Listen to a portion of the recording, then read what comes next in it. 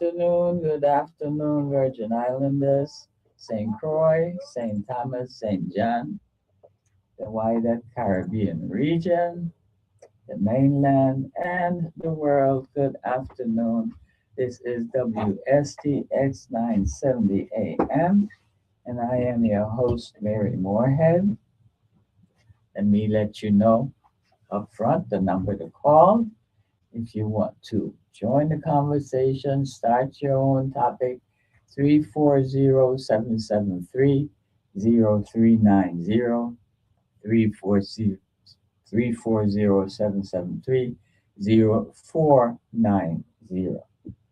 Calls are welcome, and really, folks, calls are necessary because we are in a period of, well, trying to find the answers, the directions, the solutions to make sure that we can have something to change for our next administrative governance. We must have a change. Not April Fool. Yesterday is the 1st of April, April Fool's Day, but I have no intent of fooling anyone today. As I said, I welcome your calls. I really invite you to call because there are things that need to be talked about that really we are not discussing. I don't know why. There seems to be a serious sense of, um, well, it's a combination of cowardness and intimidation and all kinds of reasons, ignorance, why people are hesitant to speak. Seemingly, you do most of your speaking, your communication on social media because you can hide behind a pseudonym or a phrase or whatever that you have set up to identify you, but at the same time, hide your real identity. But folks, well, unless somebody really knows your voice and you can, um, well, you can cover up your voice, disguise your voice if you like, but we need to have conversation about what is happening in our territory, particularly in our district, and just if anything, be knocking around ideas of what is a way to mitigate, to correct, to change, to adjust, but something. We can't just be silent because you know what they said silent is consent. If you don't speak, that means you are content with the status quo. You are, well, content with the way things are. And remember, folks, I stay local, so I am not talking about what's happening on the mainland or out in the east. I am talking about us right here in this territory of the Virgin Islands.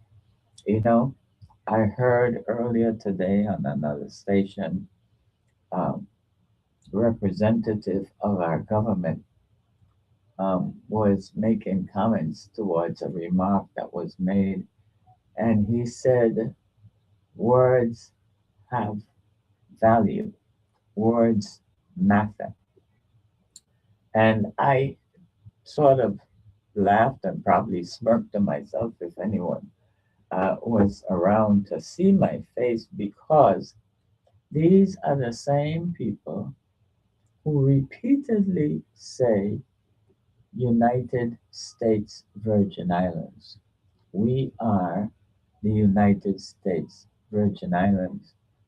And people, we are not the United States Virgin Islands, okay? Because we are not the United States. We are a property, a possession of the United States, but we are not the United States Virgin Islands. You remember what they say, that not every place that the flag flies, uh, the flag represents all. And well, that's the position here.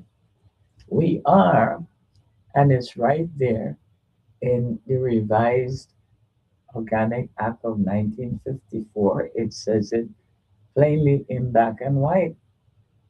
We are the Virgin Islands of the United States because that phrase, that description makes it clear, okay, makes it very clear that we are a possession, okay? That is why some time ago you might remember that some people who were celebrating honeymoon or anniversary, I'm not sure, don't quite remember which it was, in St. Thomas. And when they got ready to return to the mainland, the lady, the bride, the woman, was held because she was not a U.S. citizen, and she seemingly had the documents for her residency in the US, but they were not sufficient for, well, the TSA or whoever that the border people who detained her. Okay, that is a clear indication and evidence of and a reminder of our status. We are not the United States Virgin Islands. We are a possession of the United States Virgin Islands. And that is why we must make sure our people, particularly our children, our students, understand that there is a difference between United States Virgin Islands and Virgin Islands of the United States. They mean two different things. One would identify us as a part of as the United States, while the other clearly and properly identifies us as simply a possession, a property of the United States. When our government started using the incorrect phraseology for the convenience of the marketing of our territory with tourism, I don't know clearly know, but it must be identified in in our public education, if nothing else, that there is a difference.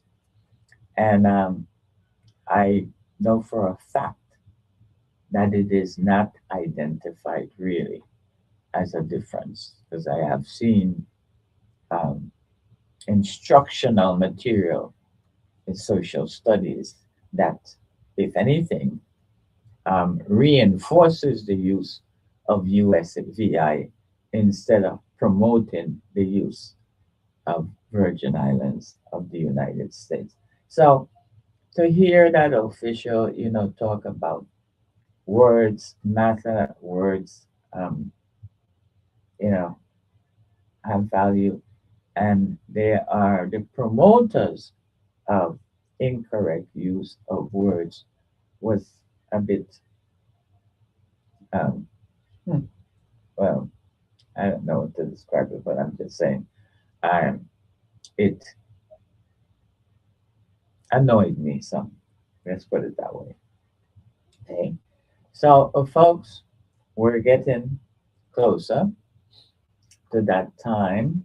This is the month, April, Okay, that pretty soon the what they call the nomination papers for position on the election of this November, they will be available for distribution to who are called prospects, because that's what the election system refers to, people who are considering an elected position. They call them aspirants. Okay? And then after they um, have take the nomination petition papers and goes around and gets the required number of signatures from registered voters for whatever position that they are looking to run for, to be elected for, then they are called candidates. Okay? Good afternoon and welcome. Yeah, very good afternoon. Good afternoon, welcome. Happy Easter. Yes, okay. Um, Not so much is happening all over, but two things I believe that you started out to show it as I clean is the situation with history that our children should know about themselves. I was on a talk show, I don't know, maybe sometime last week, I believe. Might have been Pikey show. And a matter was being discussed. And shortly after, well, not shortly, as soon as I got off, the next caller was the Honorable Board Bryant. And I tried to get back in, but then the time had run because I wanted to say publicly. And I was so glad to hear him. I don't know what his ailment is. Whenever I ask him, that was, well, you know, he's not doing too well, but he does be on the radio now and then. And because when I was in Antigua recently, and wherever I go, even on the mainland, I listen to talk shows and have people from that particular venue and natives that's in the area listen to me as well. And some of them have heard about Fort Bryant, and the things that I was telling them, they agreed with. Because I continue to say, if Governor King was able to do his 2 terms, God knows why he didn't. He's taken away. Wang Louis, my good friend, he sort of strayed away from the ICM principle. Matter of fact, we happen to be the only body with what do you call the document now? Anyway. And then, of course, this Board Bryant brought us to be able to do 2 terms, maybe even 1. I would venture to say the Virgin Islands would not be in this dismal and decadent state that it's in. There are them and those that want to challenge me, but I don't mind that. They have their feelings, I have mine. I feel that very strongly. And I will continue to trumpet it. God didn't ask me to say this. You know, he wouldn't. I said it because this is the way I feel. And the ICM ideas, that's the way I feel. And, you know, so the other thing, and again, Well, line, not looking to distract you, so don't forget where you're going.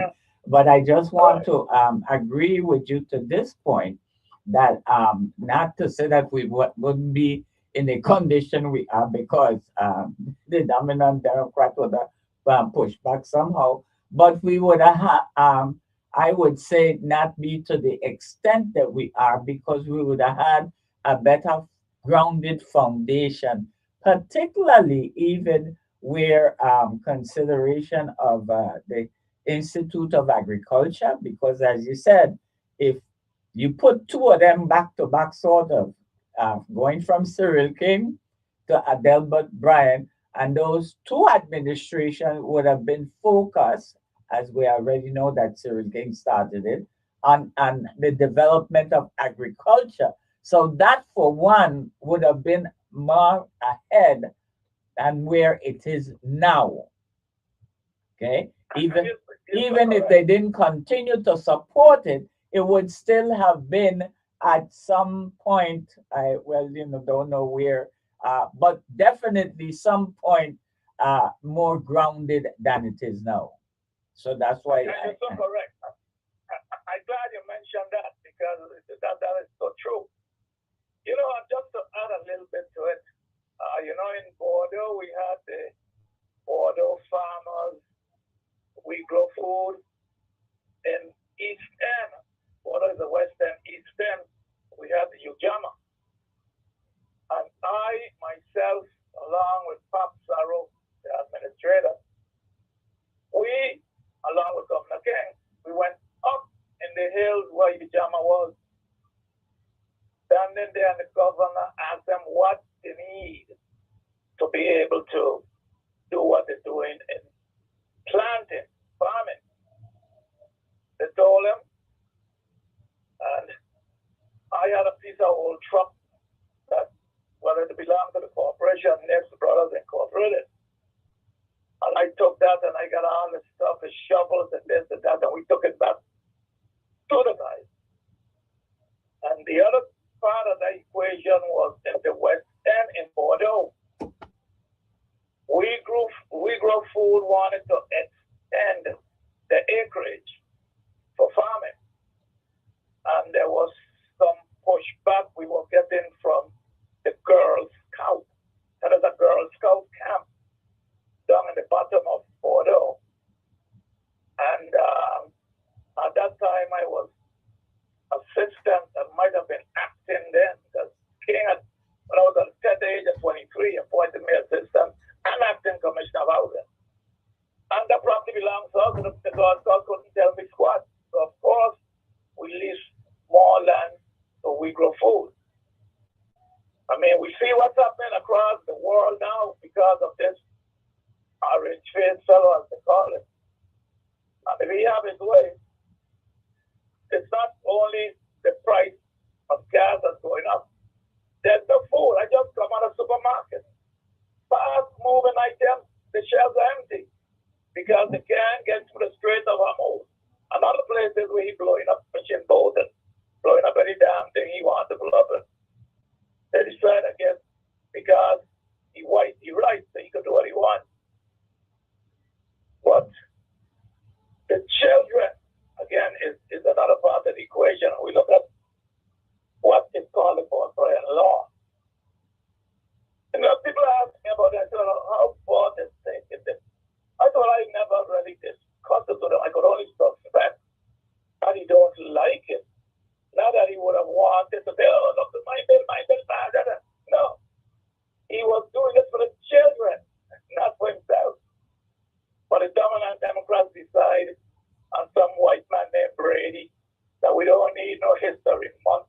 There's not enough black history to have a month and all kind of nonsense. And some of us that are black and native were allowing this kind of foolishness.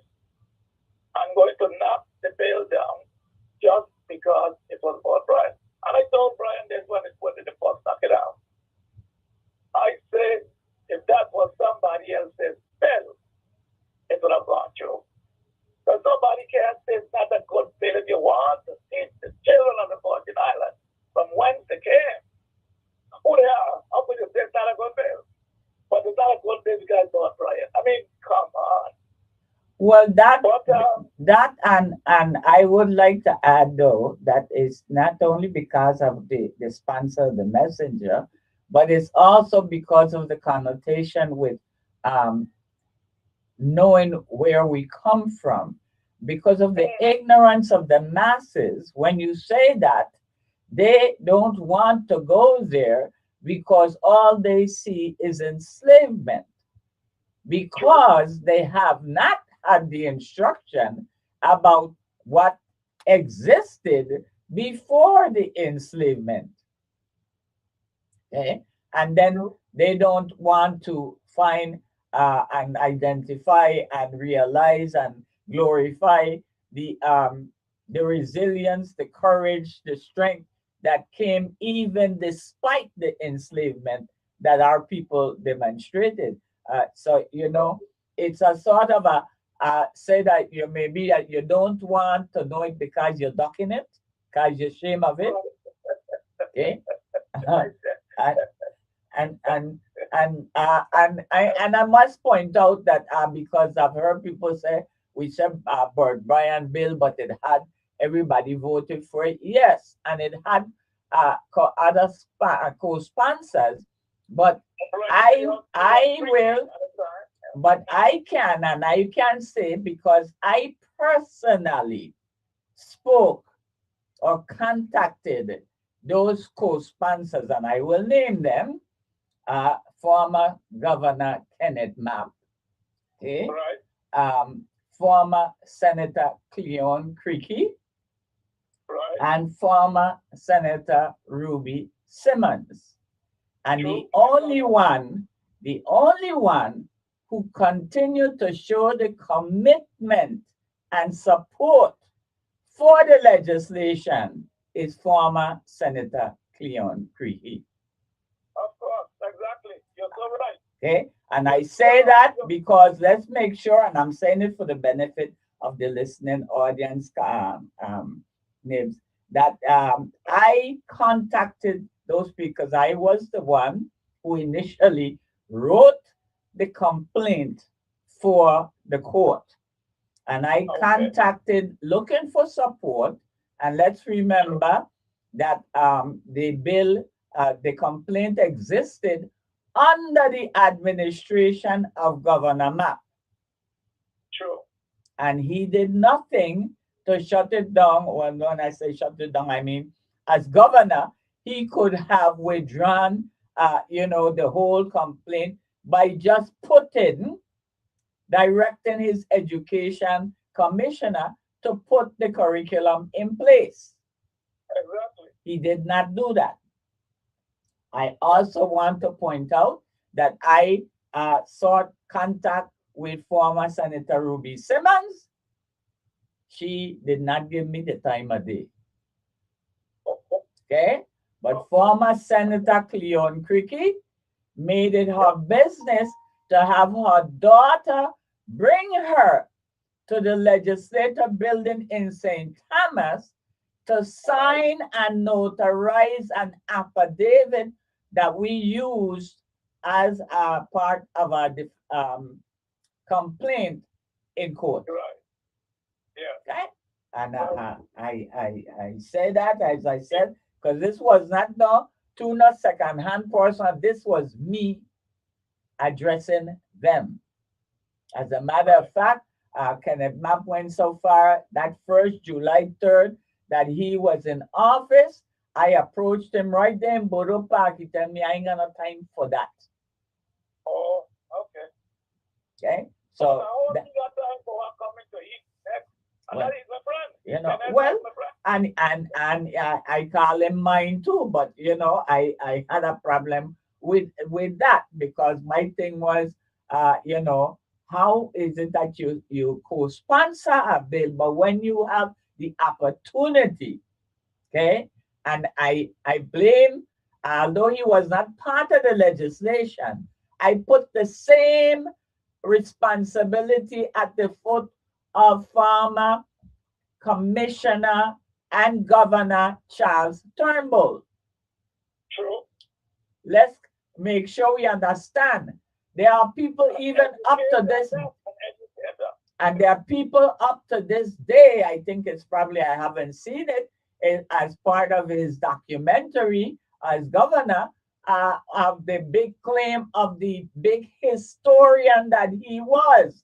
How can you put such a claim and aggrandizement on someone who was in the position twice to make a difference of our people learning their history and did not do it. And I say twice because, as I said, he was Commissioner of Education. All right. He didn't do it then. And then he was governor of this territory and he didn't do it then. All right. So he had two bites of the apple, and the big so-called historian did nothing about us having a proper curriculum of VI history and Caribbean history. Go ahead, Carla. The floor is yours. You see, Mary, the thing is this, you have more of the history surrounding that particular matter than I do, but I know of it, of course, peripherally. However, what keeps jumping up in my face is that if it was somebody else's bill, it would have lied. Why would you penalize the children and the future of the Virgin Islands because you don't like a person? Why? Well, to support your point again, and pardon the interruption because you're just opening the door for me all the time. I have the evidence to support what you just said because let me remind you. I don't recall the year. I think maybe it's 2 years back. Or it might be a little more. That Senator Novel Francis sponsored a legislation for a civics course. Right. And since that legislation was sponsored and passed, okay, the civics course is some kind of how, because it's not across the board, being offered in the public high school with a textbook that was written, put together by Dr. Lawrence Larson, the coordinator of social studies, who has been sitting there for decades in that position and really did nothing about the VI history, but he done put together a textbook for civics of a recently established law for civics course. Now, I'm not hitting it because we need civics, but really, the civics could have been and should be a part of a larger VI history curriculum. It's all one. You know what? Calm my spirit, and it has to do with our children, even those, and maybe more so, that graduating from high school and going on to colleges or universities. Because they don't hear me on the radio, somebody put them in touch with me and they'll call me. Listen, Nick, I hear you talk about this. But if there's a certain things that they should have learned in school, they don't know. But nobody wants to admit, not even the election system, that it is the deficiency of a curriculum where our VI history and civics is concerned, why our young people are not registered and are not voting. We have not instructed them as to what that is all about and the value and importance of being of that participation. We have not. So how are we surprised that once they graduate, they don't do that? Mary, when I was on the board back in the 80s, 4 terms on the board, true, there was some Democrats there. I wouldn't call them dominant because they were elder people, Miss Mola, Jerry Hodge, and I could go on and on calling names, but they were not the type of dominant ones that we have now. That was the word you're looking for, Nibs, is the word you're looking for, Nibs, is self-solving.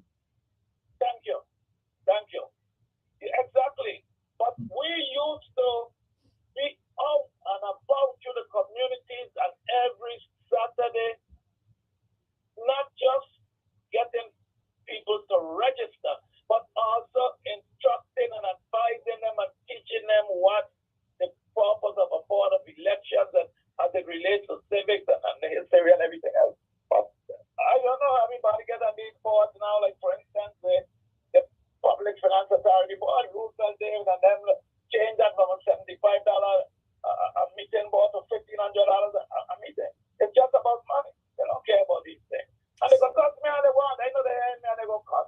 self-serving, and that is what we have to take advantage and make sure to vet and stop from getting the supporting that this election. We know who the self-serving people are, but for whatever reason, we give excuse to give them the vote. Oh, but you said something a while ago, Peggy, and I just like to brush up on that because you mentioned that even if Ford and Broward got in with the dominant Democrats, but at the same time, remember, the Governor King wanted to put a structure in place. He tried, and he got a full slate to include myself, to include two attorneys, Desmond Maynard and Victor Schneider, Governor Schneider brother. I think this Victor is something right. And that time, not about John Bell, all of us, I think at that time maybe only one or two had got there. But he knows that even with the government, BSE or who came after him, they needed a full or majority legislator to be able to get things passed for the people, not for self. Here I go. I'll come back. Take care. Oh. Yes, folks. 77303 sorry, 7730390 or 7730490. And let me just point out that yes, because there are people who have in indicated that sometimes a call is on for a while. Well, if the call comes through and it rings here and I see the line light up, I will let someone, the caller, know that there's the person speaking, that there's a call coming in and disconnect from that call. But if there's no call coming in, that is I allow the person who's on to continue to speak. So, and I'm saying that because people want to say sometimes they call and can't get in. I know because I've been on the other end calling sometimes, and the phone will be ringing, ringing, ringing, and then eventually it goes to something that asks for a code or something of that sort. And that is when then I would realize that it was not, the call did not go through where it's supposed to. And I'm just saying that for those of you who call and maybe have that same experience, because as I said, someone is on speaking, but I see the the other line light up. I will tell them to close off their comments so that I can pick up the other call. Okay. And as I indicated, it's important that more people begin to engage in conversation because we have to, and this is for the benefit of who is listening, because there's always more listening than they are calling or speaking. And for the benefit of those listening, okay, we need to be talking about the things that need to change. As I said, and I have no problem with people here sometimes want to just vent by saying, pointing out the wrong that they know of. And sometimes pointing out the wrong in itself is an education. And the reason I say that is because I hear things sometimes on talk shows, and I'm saying that because there are those who beat up on talk shows and want to discredit talk show. Okay?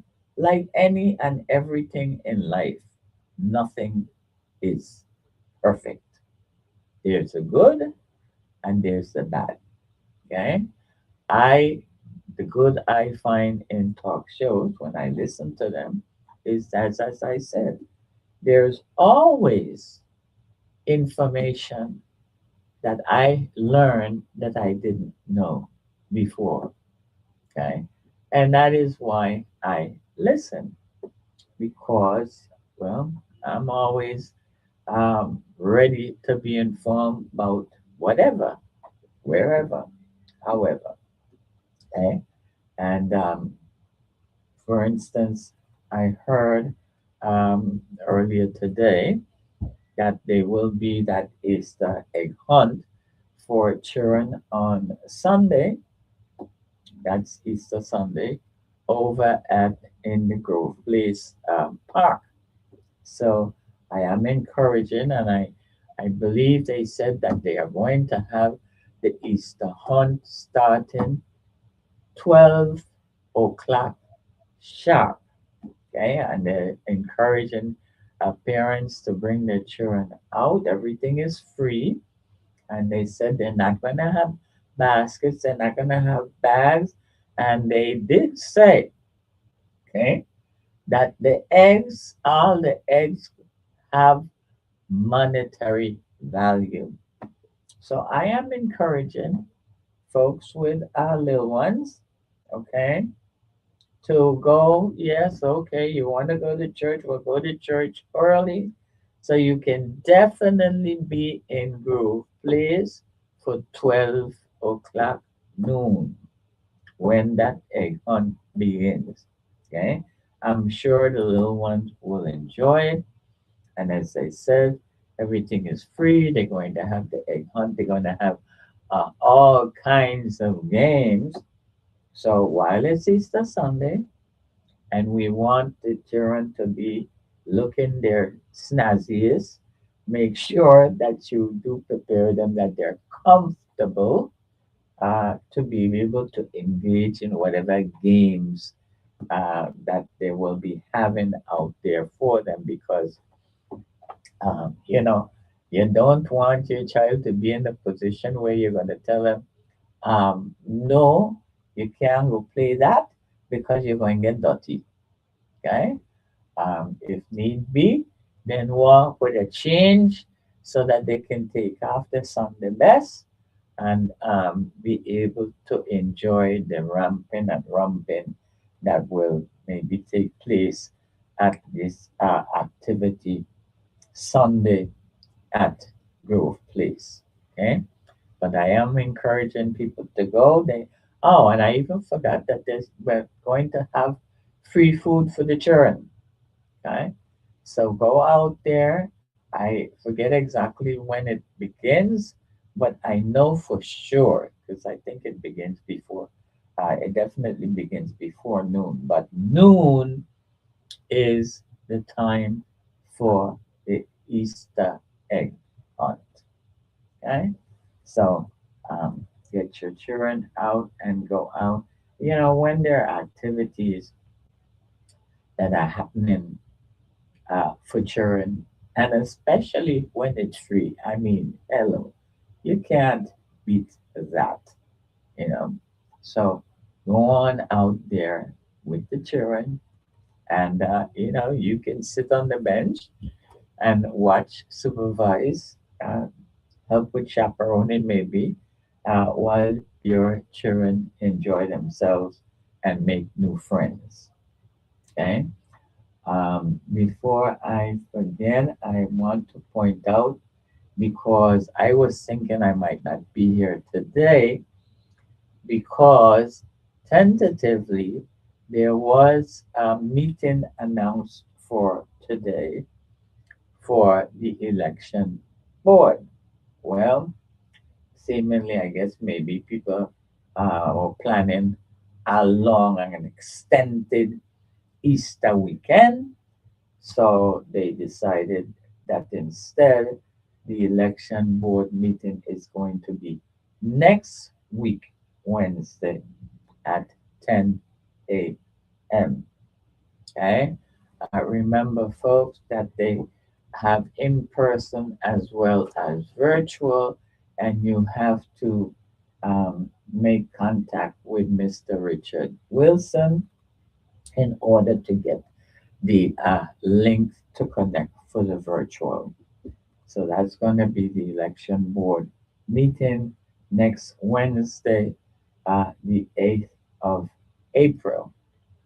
Now, I did write to the board to request an agenda item. I was hoping that the meeting would have been today. That agenda item that I requested was the issue to deal with inactive voters. Okay? And this comes from my attending the training that the Board of Election held. I'm sorry, not let me correct that. It was not the board, it was the supervisor, okay, that held that meeting. That was instruction for aspirants who are looking to have a position in the November election. Okay. And in attending that training, which was explaining how the nomination petition papers are handled, processed, circulated, etc., there was indication by Ms. Deputy Supervisor Mr. Alexandre that um, if you are an inactive, if they have you classified as an inactive voter, they would not accept your signature on a nomination petition paper.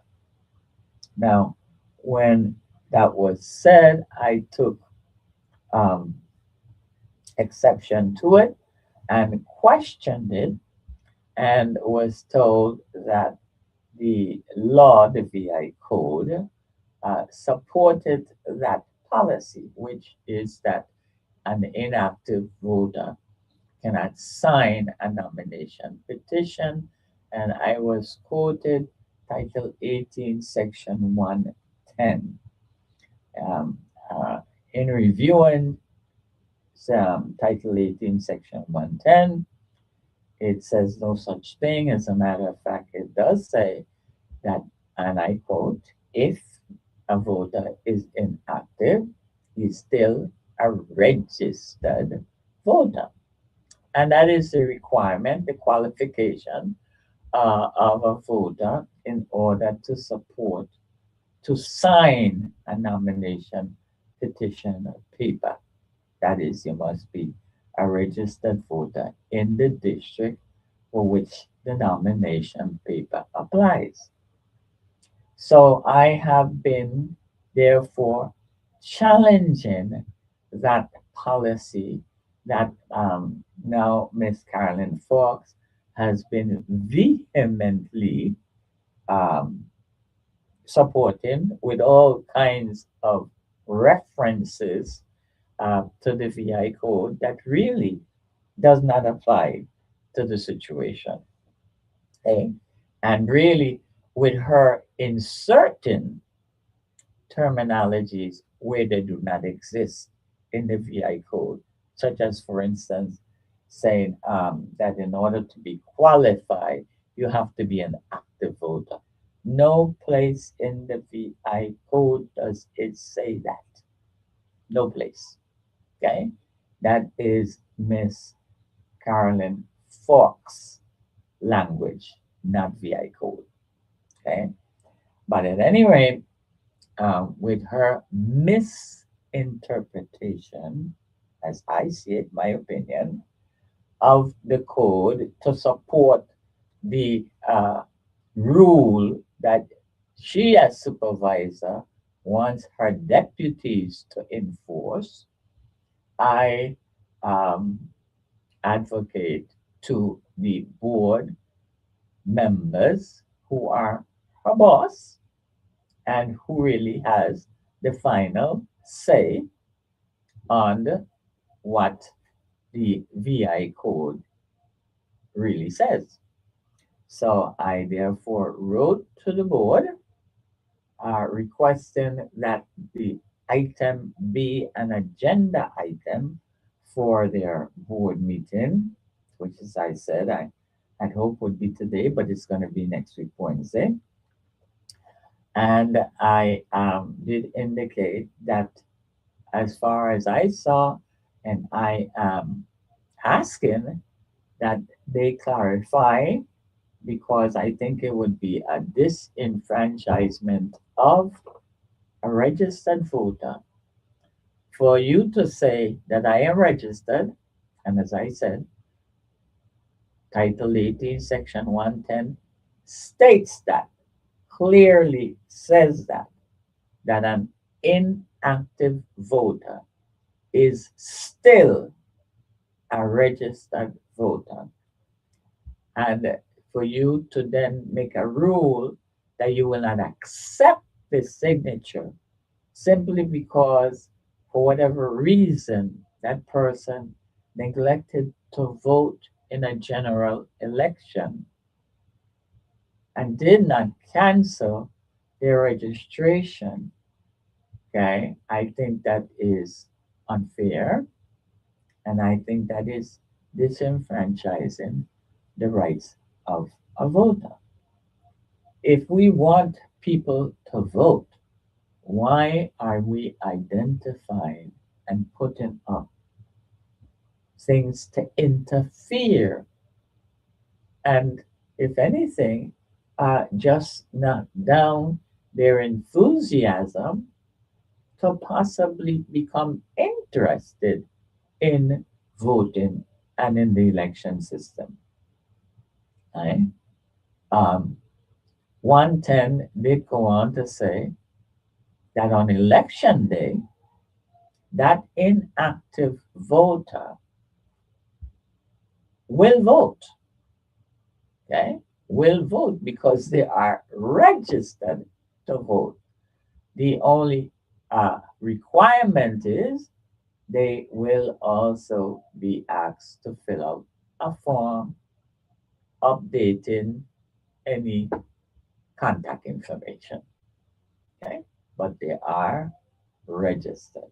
So I am hoping that the members of the Board of Election, at least a majority of them, will understand and agree with the interpretation and position that I see in section Title 18, Section 110, that identifies an inactive voter as a registered voter, and that they will then have a motion to direct the supervisor and the deputies to accept a signature of inactive voters on anyone's nomination petition paper.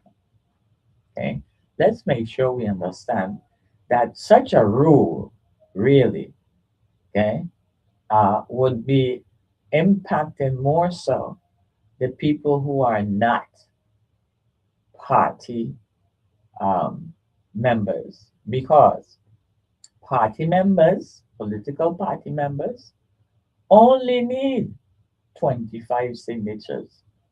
Okay?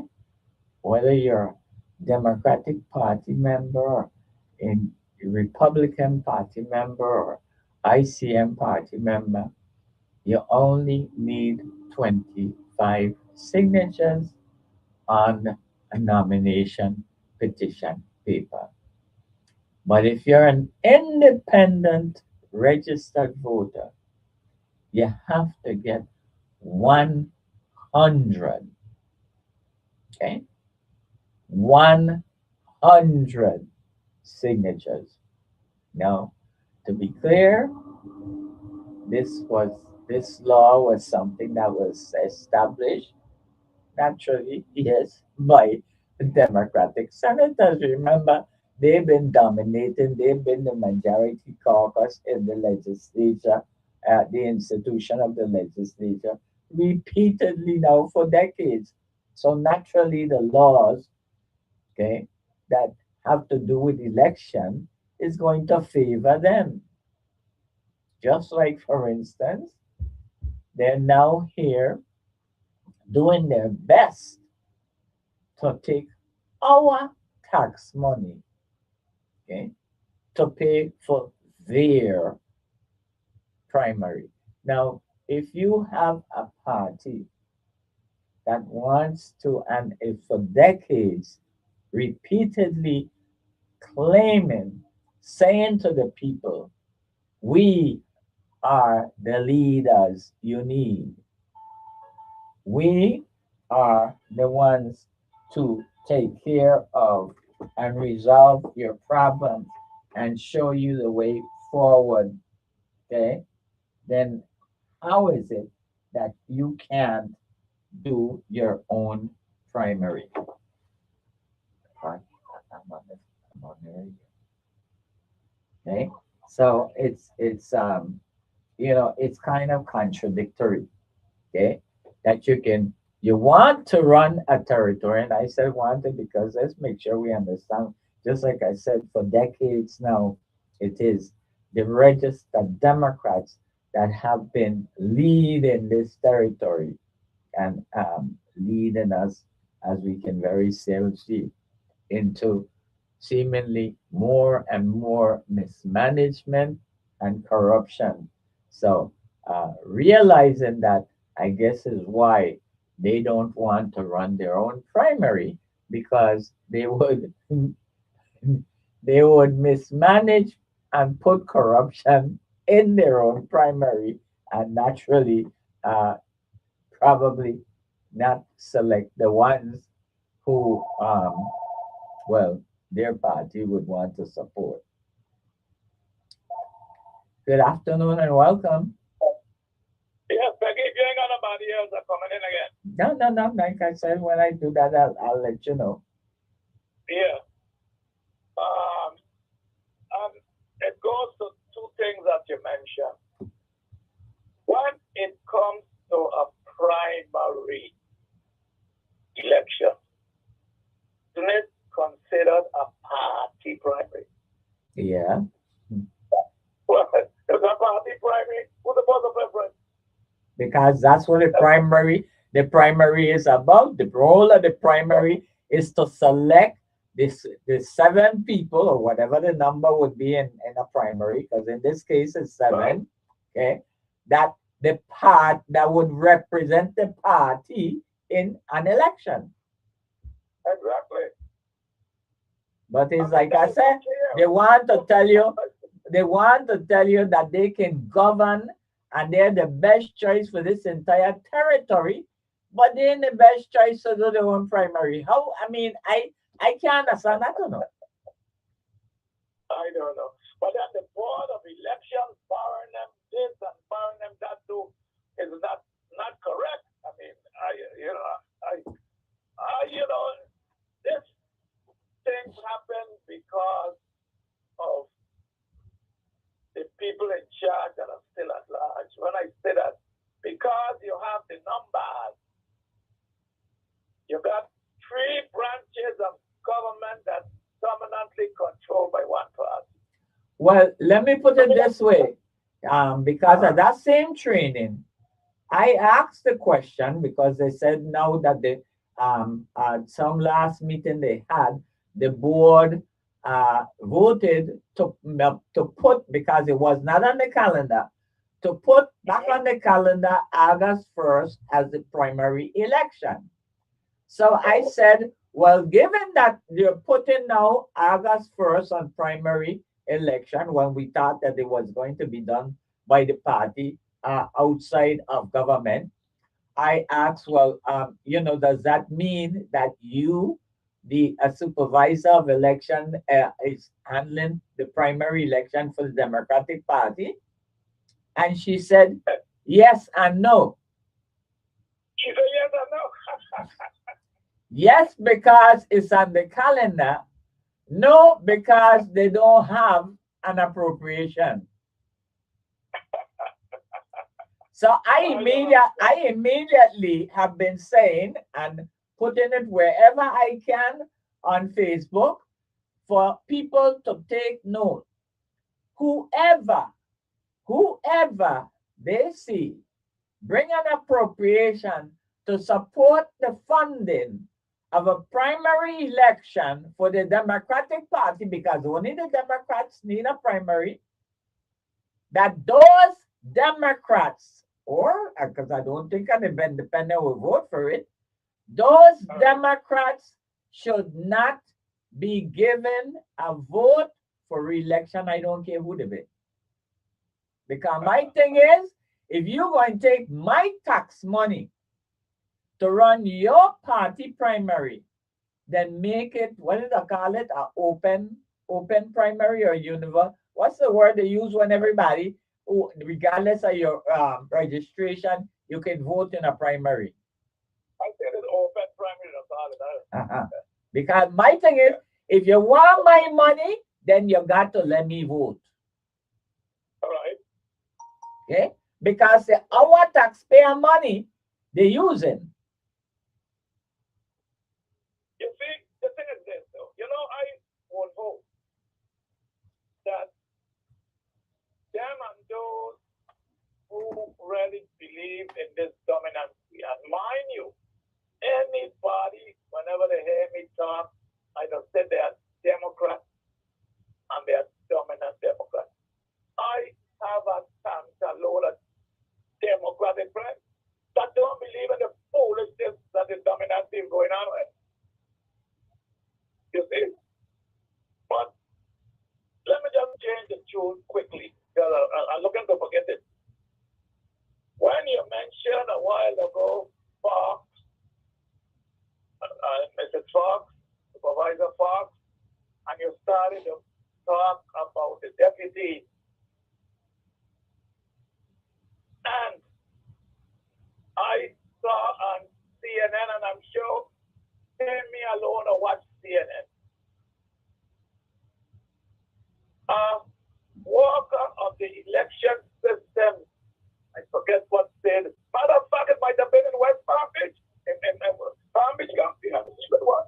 While sitting there on his computer, and there's another computer there, and he took a thumb drive out of it.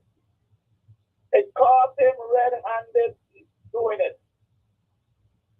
Now, what do you think the supervisor did? The supervisor took 8 days to file some action against him, only because the people were raising hell.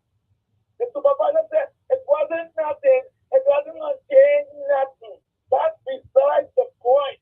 He has no right to trouble anything and that thing sticking out, nothing to put in there. So maybe we're going to push to get our tail out of it too. I think he's in jail now. But you see, these are the things that they continue to do. But I beg them, as Oakland Center has been begging them, he said, are you going to get in trouble? Because the local court ain't going to try these things. There's a federal people remaining, yeah, for you.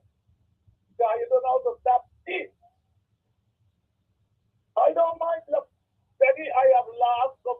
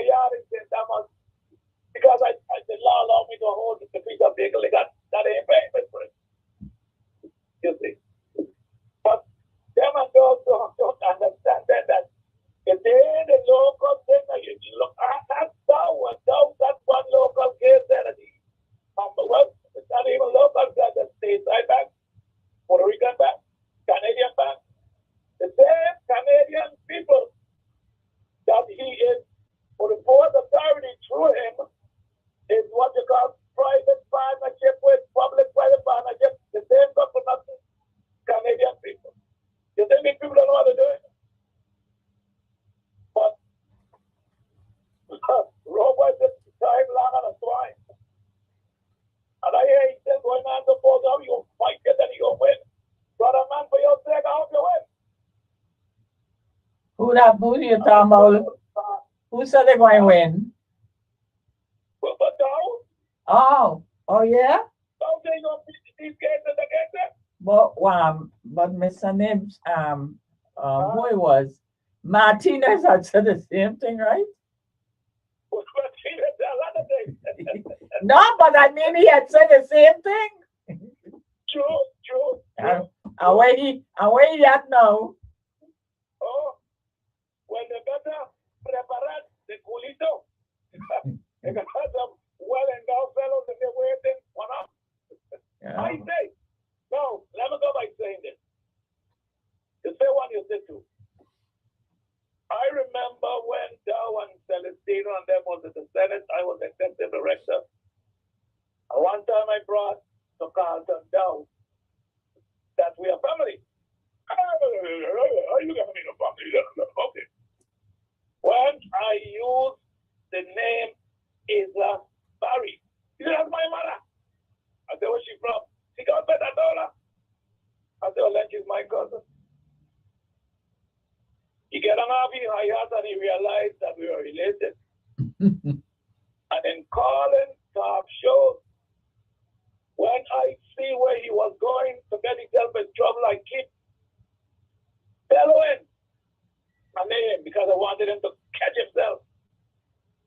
But he had gone too far. Because there one kid, he got an Epstein thing still to deal with. And he got this thing with the bank that he built this big old mansion with. Falsified records. But he does collect rent in the thousands. What rent in which thousands? Hey, my mother thought, I wouldn't lie to nobody that I didn't have opportunity. But the opportunities that I had when I was running the housing authority was federal dollars. You have 300 employees and $500 million in a programs and what's that? Big house, rehab house, do that. That'll be damn because my mother should have come down to the courthouse and beat me with a black water stick. Because she told me, only while you work for yours. I had the opportunity. If it was local money, I might have binge it. Well, that is one of the main lessons that all of us as Virgin Islanders was taught. You work for what you want. Thank you. You know, people, hey, I don't know, I'm going after saying it. Look how people believe I'm stupid. When I was picked as an ICMer from among a group of 5, the other 4 were Democrats,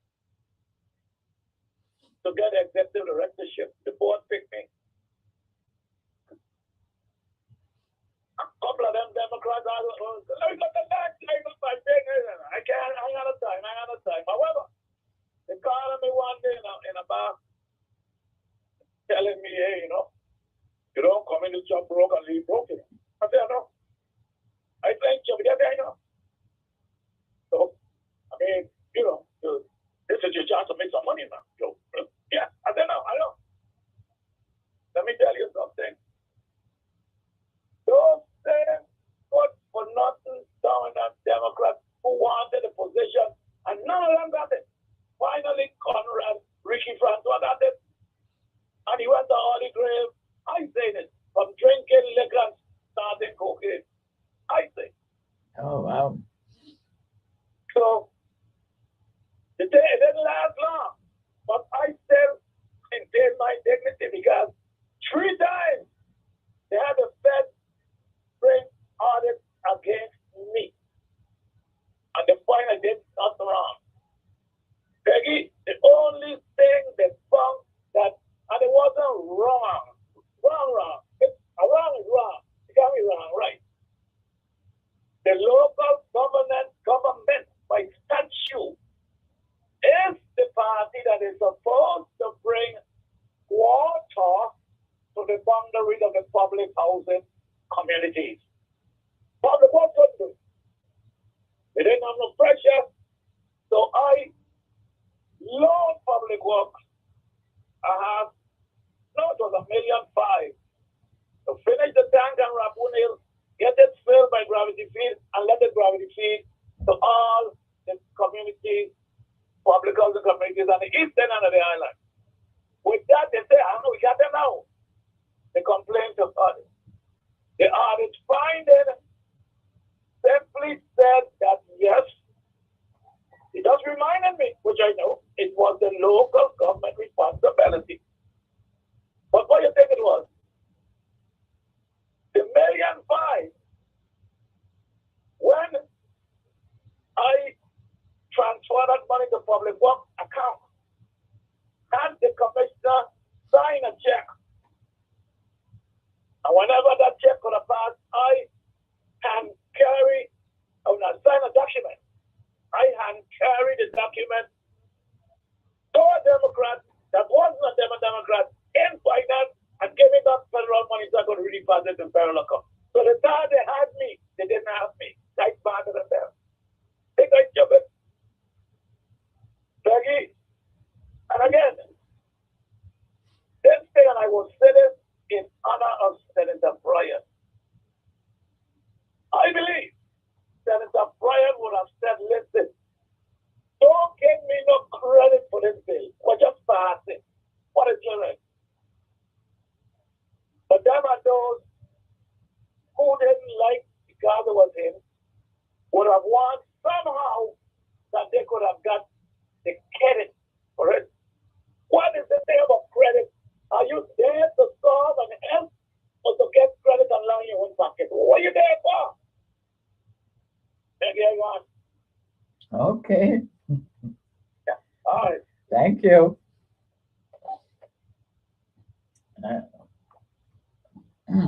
Folks, to continue on, as I said, 773-0340, 773-0390 with area code 340. If you want to make a comment, and let's make sure you understand that the topic is your choice. We don't direct you that you have to speak on any particular issue. We do ask is that we do have a discussion, we do have conversation because people, I am going to be repeating it every show. The upcoming November elections are going to be seriously impacting, and it's a serious decision making as to where we go from here. And by that I mean, if we're going to continue to go backwards, if we're going to be uh, continuous in a permanent pause, or if we're going to go forward, because it all depends on our choices to lead come 2027. Okay? So let's make sure that we consider, and by the way, just as a matter, because I did get a comment of from someone, I noticed that there are senators are doing um, presentation on what you call it is live um, broadcast. I don't know what the word is that you use when they go up on Facebook and do these live presentations. Folks, don't accept, don't accept the mandate. Okay? These people, and I'm not just referring to the Senate, the sitting senators, any and everybody who wants a position, an elected position, they need to face the public in an actual in-person, okay, community meeting. That's what they need to do. right? And hey, okay, if a rent is expensive, which I know it is, and I'm talking about getting a location in order to hold a meeting, which usually what the candidates do is they have a headquarters that is sizable enough in order to do that. But if you can't, folks, you can go in a park, okay? Just announce it.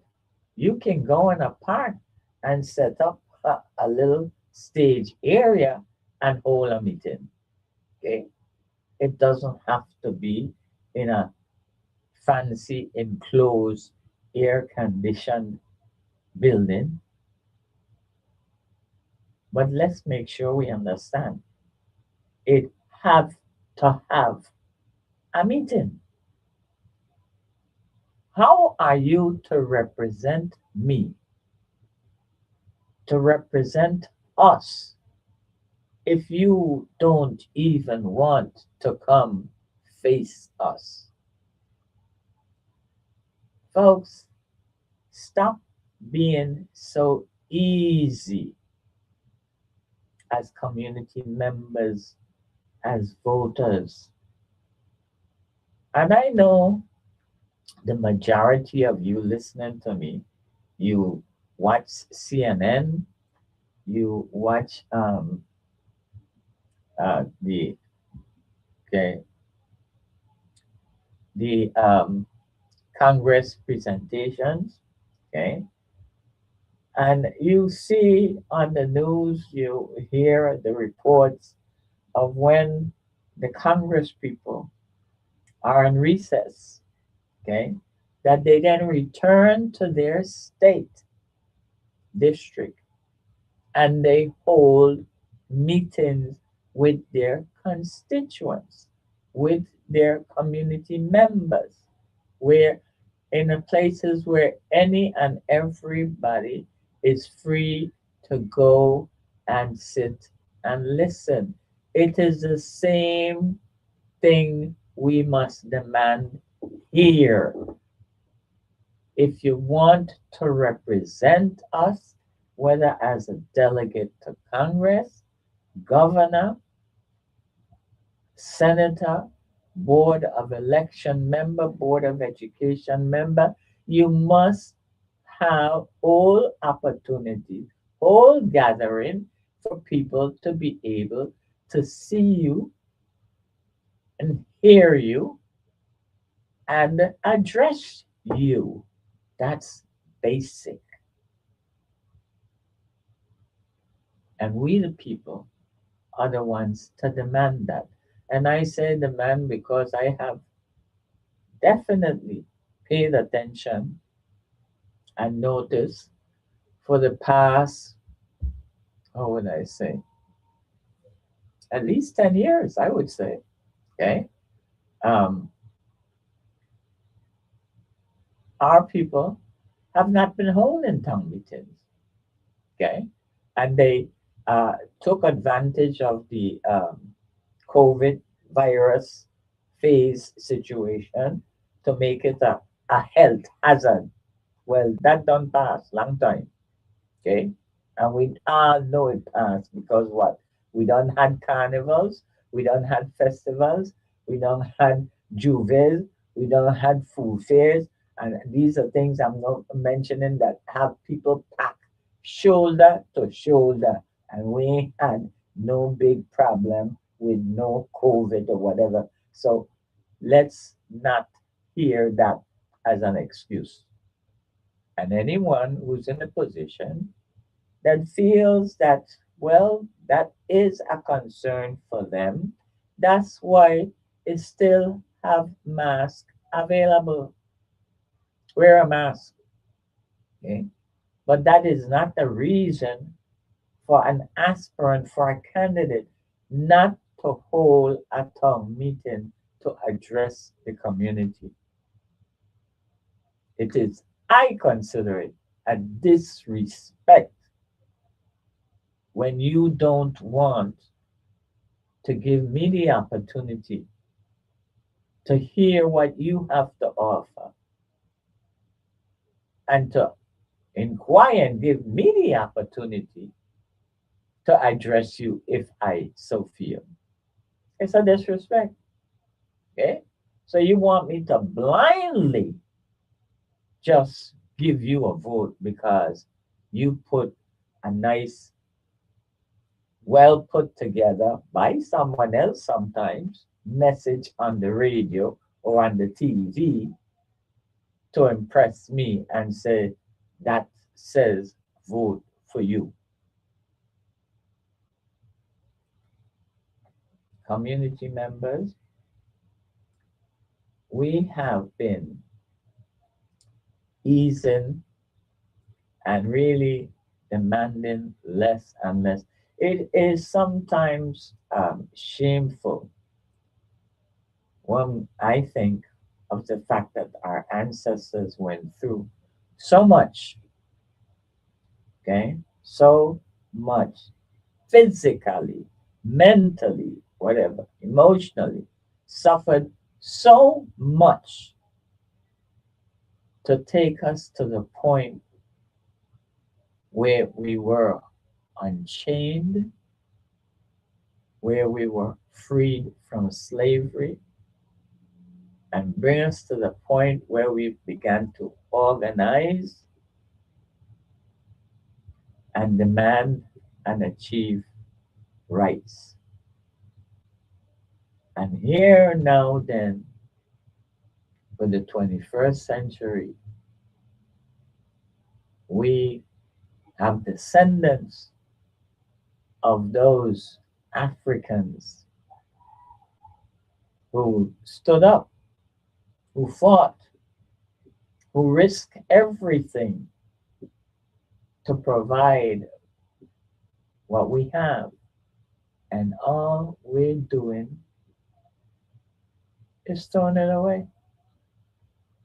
Absolutely throwing it away because we allow a few, it's a few, it's really just a few self centered, good for nothing that's taken advantage of this government and intimidates in such a way to keep people in fear and therefore beholden to do and ignorant, so then therefore beholden to do what those few self-centered good for nothing want to do. Okay. And as I said, we have to change that. And I am hoping, praying, pleading, asking that this year, this very year, 2026, we begin to do different. We begin to demand more. Right? We have been learning. There are people who have been paying attention. Okay. There are people who have been speaking publicly to inform, okay, and instruct the less knowledgeable. There have been opportunities for improvement, and we need to take advantage of them. But the most important thing is we have to first and foremost, everyone who is qualified, who is in the position to, must become registered and vote. Okay? As it says by the system, your vote is your voice. And your voice matters and carries weight and has power as long as we put it together with other voices. For instance, okay, we have oh numerous nonprofits. Okay, and these nonprofits, they focus in different areas because we have nonprofits that focus on young people. We have nonprofits that focus on agriculture and food preservation. We have nonprofits that focus on mental issues. We have nonprofits that focus on social, emotional issues. But the point is, there are so many nonprofits in the Virgin Islands doing different things. It would be great if the ones that overlap, okay, because they're focusing all on the youth, okay, or because they're focusing all on agriculture and food preservation, because they're focusing. The point is, though, you have your niche. Well, now get together under that niche, okay? So you increase your numbers, and in increasing your numbers, you are increasing your opportunity to command change. Okay? Because you can, in your area, decide in your own primary caucus, let me call it a caucus, in your own caucus, decide from the candidates who come before us. Well, since it is your area, say for instance, where it is with agriculture and food preservation, okay, to determine which of the candidates is saying anything that supports the growth of agriculture, okay? Because you can determine if they're talking bullcrap. Because I mean, let's admit it, there are those candidates who will come out and talk about everything. And it may sound good, but it is only the people who have some knowledge, expertise, experience in a particular subject area who will be able to identify the bullcrap. Okay? So this is what I'm saying. Let's organize this year in vetting according to our credentials. Okay? Like I said, you have several nonprofits out there that deal with farmers, agriculture on the whole, okay, and food, okay. And I'm saying agriculture on the whole because we're not just talking planting, we're talking fishermen, we're talking livestock, talking all of it. Get together at some point once we know, once all the nomination petitions have been submitted and certified, and we know who the candidates are. Okay, let's hear from the people who have the expertise and the knowledge and the information when concern the growth and development of agriculture and food preservation. Let's hear you tell us which of those candidates, by your evaluation, your vetting, would be best to represent your area. And let's have that repeated in every area. What we would be doing then is we would have a process, a strategy for getting the best of the bundle. The best of the bundle. Okay? Because when you put it all together, then you must be able to come up with a selection from all the candidates that will be put forth who at least across the board would best represent us in the different areas of need. Okay. That way, we're doing it through some valid objective process instead of leaving the selection and the vetting to, oh, I like he, or I like she, or I remember he and I remember she from back in school, from back in this, and that organization, whatever, and they were helpful to me, helpful to my family, that kind of thing that is totally subjective and not a basis on which to choose an elected official. Okay?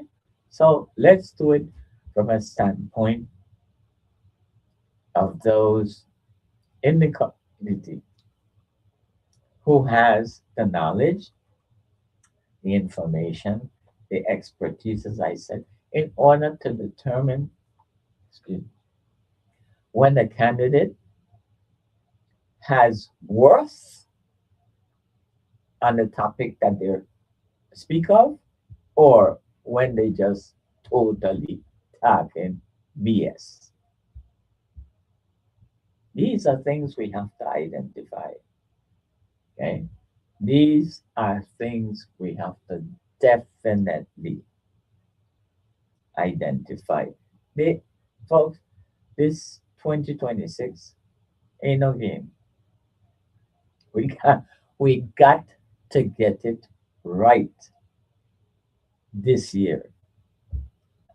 As I explained before previously, and let me say it again for those who aren't tuned in and who are listening to me and thinking to yourself, well, every election is important. As I said before, there are some monies, okay, in different departments, okay, and when you listen to the budget hearing, you hear things mentioned that are out there still available to the government for use and would have maybe another year or two before they're no longer available for use.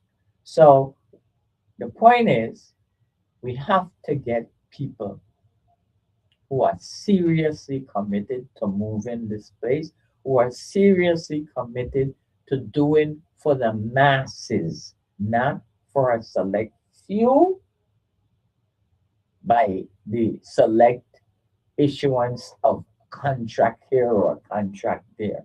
So we have to identify true, true public service leaders this election in order to begin a positive movement, okay, without the corruption. And I notice I said begin because, hey, we're going to make changes, but naturally, uh, you know, not to the extent that we would want, but change nonetheless. Okay? Everything happens in its time and everything takes time.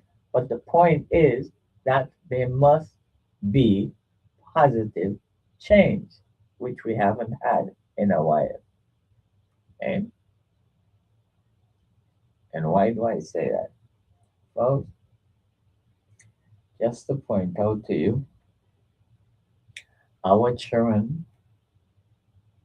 by the smart balanced scores, okay, by the data of the Department of Education of the Virgin Islands, not by my opinion, by hard data. 80% of our children, our students, from kindergarten to 12th grade are 2 to 3 grade levels below standard in English and in math. That is a serious, serious position for our public education to be in. And we have to get an administration that is going to be particular in creating a department that addresses that individually and specifically and timely. Okay? We have to. We have to. And that's just education. Okay? Because yes, I don't deny it. We got the same situation in public health with our hospitals and our healthcare. We have the same situation in human services. Okay? We have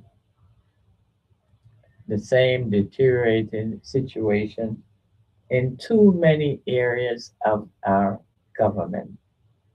And that is why this election is important because we have to, begin in 2027, we have to be dealing with improving our situation. Okay. I heard a discussion earlier today, and all I kept thinking and hearing in my brain is audit, audit, audit. And it was in reference to WAPA. Okay. Talking about a situation with St. John and how there was some time about uh, contract or agreement, a situation that was established for two Wärtsilä generators that were supposed to have been on their way to St. John to provide backup power to St. John.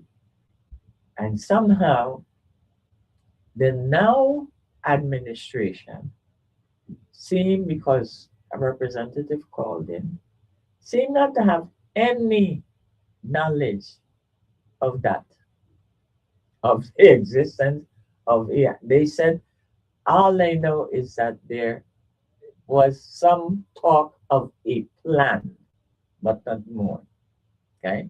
Now, if you're telling me that these generators were to be underway and they were supposedly uh, funds of $2 million involved in the transaction and whatnot, this is why we need audits,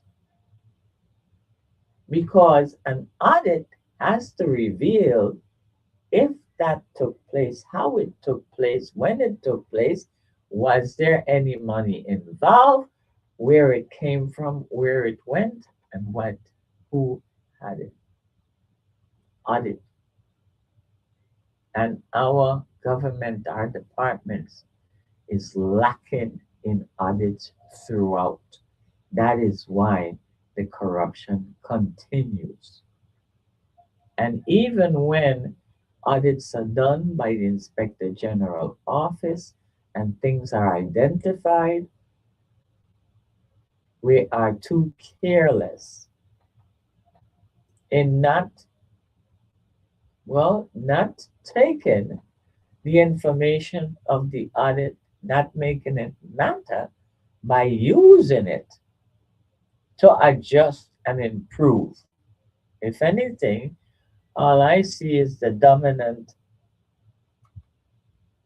Democrats use it to make them aware of where the pitfalls are to avoid so as to continue the corruption and not get caught. Again, even more reason, as I see, why we have to be very, very, very attentive, focused this election, very, very critical. Don't let anybody intimidate you. Be as critical as you want to be in questioning, in vetting candidates. All candidates, regardless of the position that they would be vying for. Ask the hard questions. Ask the question that people don't want to hear, because sometimes that is the question we need to have answered. Okay. Now, folks, they are, and deadline coming up. I forget the number, but there are quite a few people, according to school children, quite a few aspirants still waiting, hoping, expecting that the bill that is being sponsored by Senator Maurice James, I assume that she's still coming forward with it, because there is still time left for it to take place before the deadline. Okay. I understand that there are quite a few people who are quietly, silently hoping and praying that that legislation, that draft becomes official. Okay. Will pass the process and become law. And I'm speaking of the one which would give a government employee the ability to be a candidate for election without taking leave, except for the last 30 days prior to election. Now, folks, um, this is my position, like it or like it not. Okay, I was raised and taught that when you want to uh, get something, when you want to do something, you have to plan and plan in time, in proper time. Okay, and why I say that? Well, I don't know if that's what some of them doing, but I know you don't just jump up and decide you're going to be, you want to run for position, whichever the position happens to be. Okay, um, your life is planned. You have you make a plan for your life from the time you're in high school, and maybe not high school, you didn't finalize, but you get to college or you get to post education.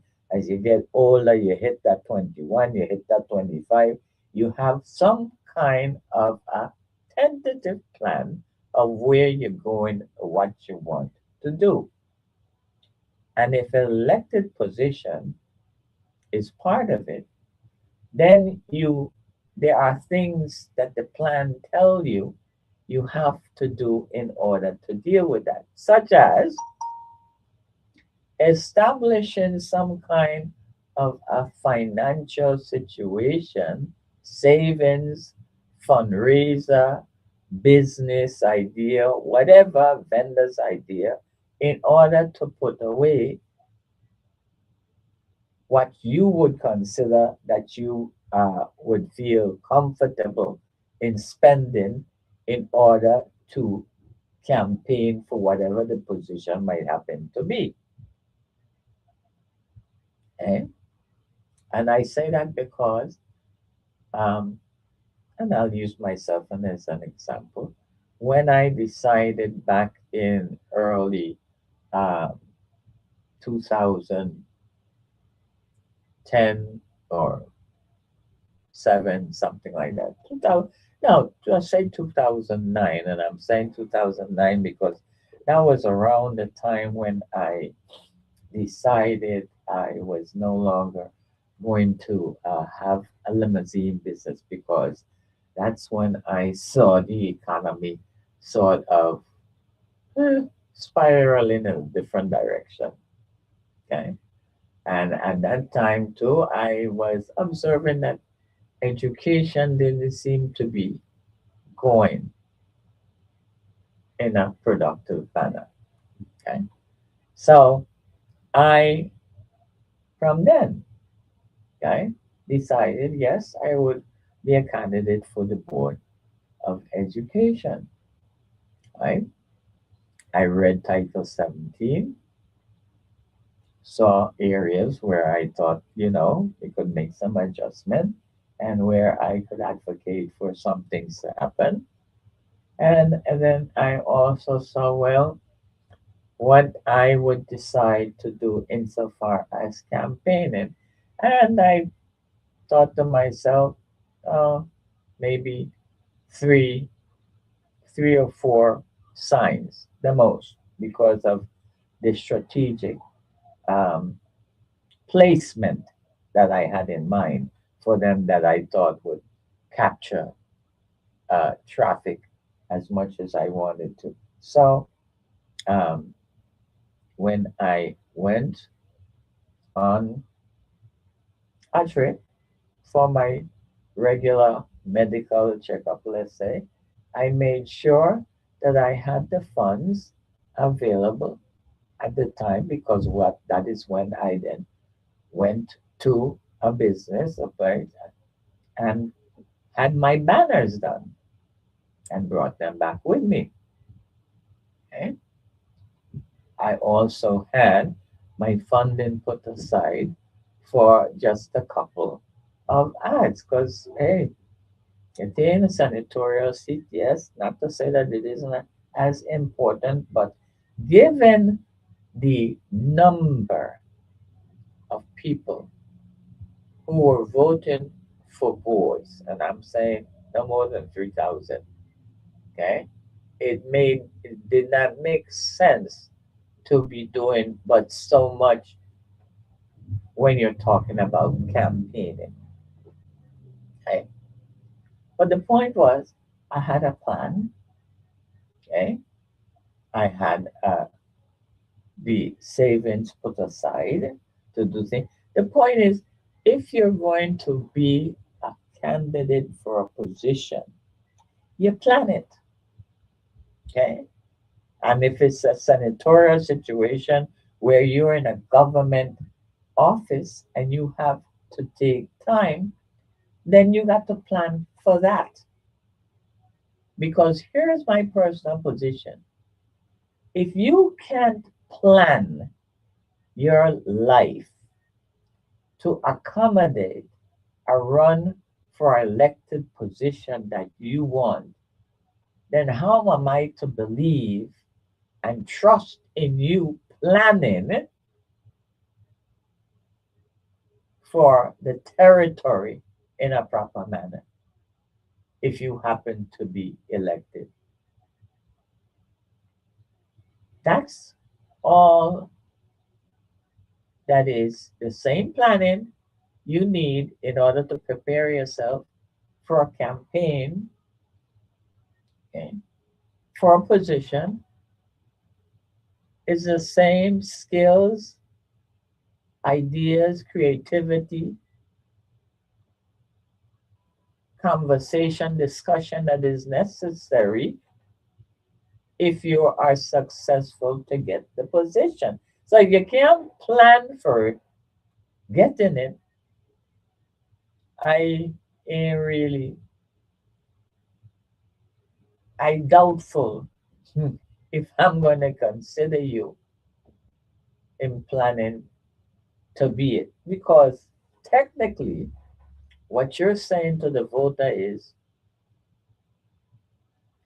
give me a chance, help me become your leader. and then I'm going to lead. But you can't lead on your own. To make yourself available to be the lead. Something is wrong with that. And don't tell me about the senators, the person who are presently a senator having an advantage. Yes, but they went through the sacrifice and the planning, the strategy to get to the position to get where they are. Okay? They worked for it. So why you can't work for yours? That's my position. And if anyone out there can give me a good argument and on another side, hey, we're willing to hear it. 773-0390, 773-0490, area code 340. Folks, we can't always, and here it is again, the Democratic Party, with them who say you're being unfair. Okay? They're not unfair by wanting to use our tax money for their primary. But we're being unfair because we want support for a legislation to let somebody stay on the job, collecting a salary, doing double work, because I don't care how much you say you're going to do your job and not be concerned with campaigning during work time. It don't happen. Okay? There are very few people who are that honest. Very few.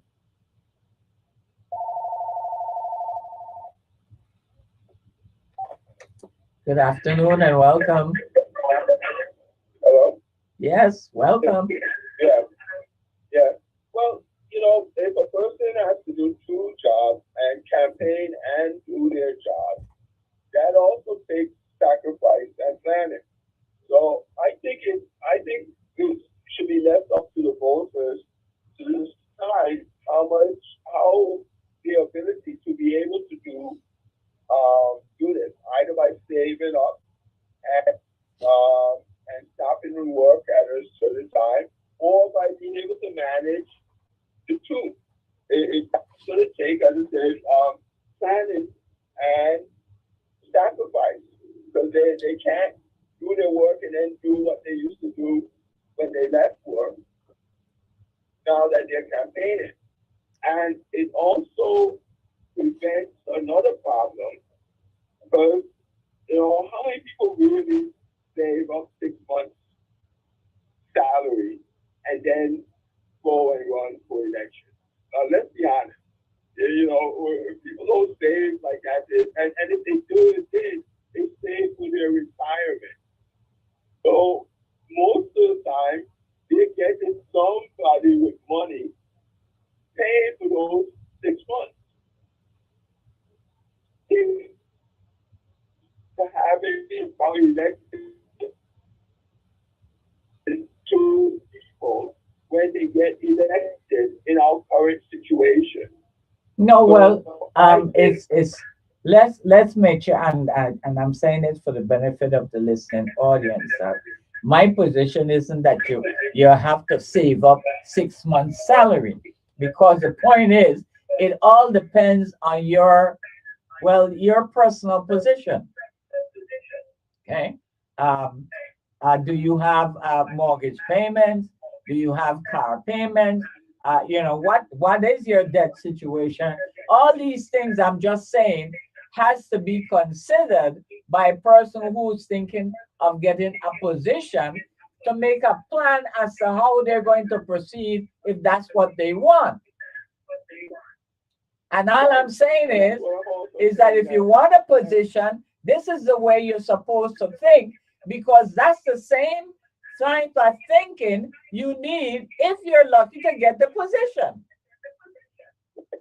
And that's what I'm saying, that it's difficult for person. So some people may not be so that same or their particular situation. They got a mortgage, they got children. And it depends, if you have a partner. So that's why I say all those, it depends.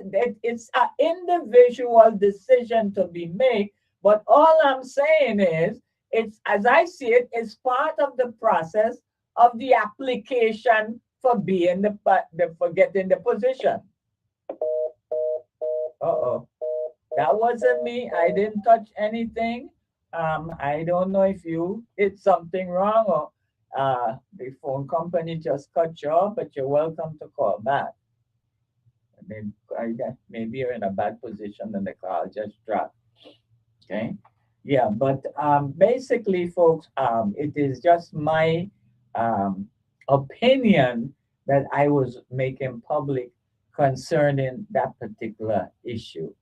Okay, that's all I'm saying because there were a lot being said to it, and I did notice too that there are people who are afraid. They have a certain position that they are afraid to make public because of the pushback that has been happening from certain people, even trying to embarrass folks or be bullying and instead of just having an objective this discussion of two of opposing sides, and that's the problem that we always have, uh, on issues that we need to change also, because I don't agree with you don't mean you have to be disagreeable. Okay, let's just we don't agree, and if we can't agree and can't convince the other one of to change, then we leave it alone and move on. And just so happens then that I know your position, you know my position, and the matter done. Okay, and sometimes, and when you let a position marinate, yeah, believe it or not, sometimes it leads to something else. Good afternoon and welcome. You're on the air. Yeah, maybe. Um, the church and I have found out throughout government for the 28 years and 7 months that I served in various capacities is that a lot of the employees feel because they're doing something for a long time that makes it right, or that is considered to be gospel. I speak specifically to situation that I had. Yeah, they go on like they own the position. You said it. I know it. No, but okay. I've observed it in too many different departments. Okay. The fact that I had a lot of training in federal programs that some of them didn't have. They want to argue with me and don't strap. They can't do it that way. The federal government ain't like that. Here's in point, Whopper. I had done left Whopper years ago, but I was called back in '89. And then in 2005, after Hugo and after Marilyn, yeah. And I walked along with Mr. Bori, who was the Director of Financial Management, was to do the damage assessment on the facilities of WAPA, get the paperwork in, get the signatures of myself, and then take it to the governor for him to sign and get it off to FEMA. Then it be the time like and carry them to either the regional office in New York or the national office in DC. So FEMA dealing with a million different states is a custom, of course, to know that they will cover X, Y, and Z, and maybe would that cover for a particular time because, let's say, New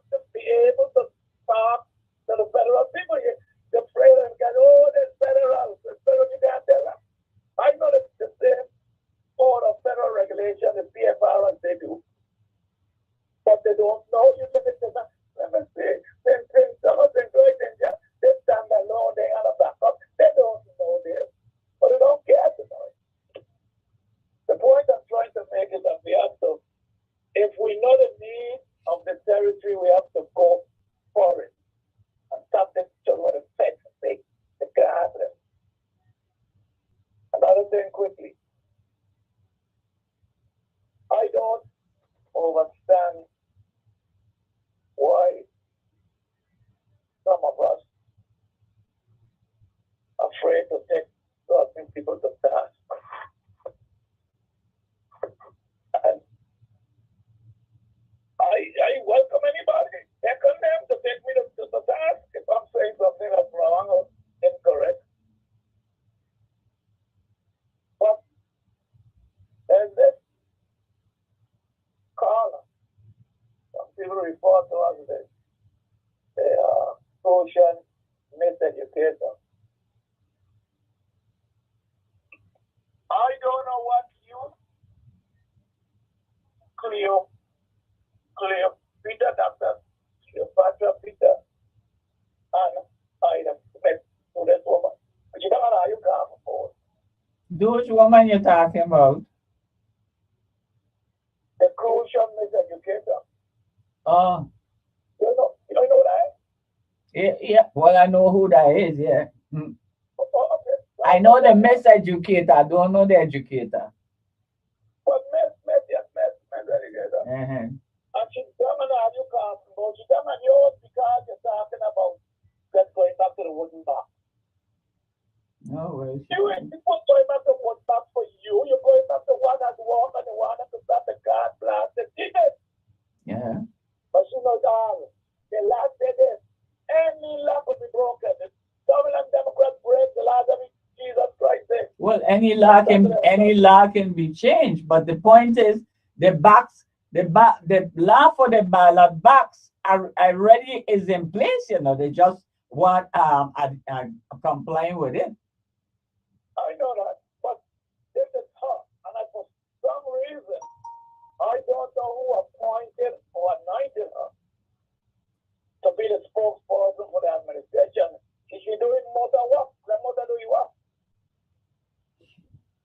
Because Mother is paid handsomely. She claims she's not paid. You heard she don't get money. But then no check, so you ain't gonna follow it. She's supposed to be out there rabble rousing and trying to turn up a cat upside down.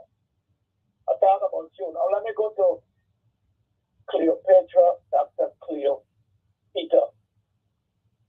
As a member of the board and as a new member, it is her right to raise a question if she's not too short. But this lady, when Raymond, where you get that? Midnight.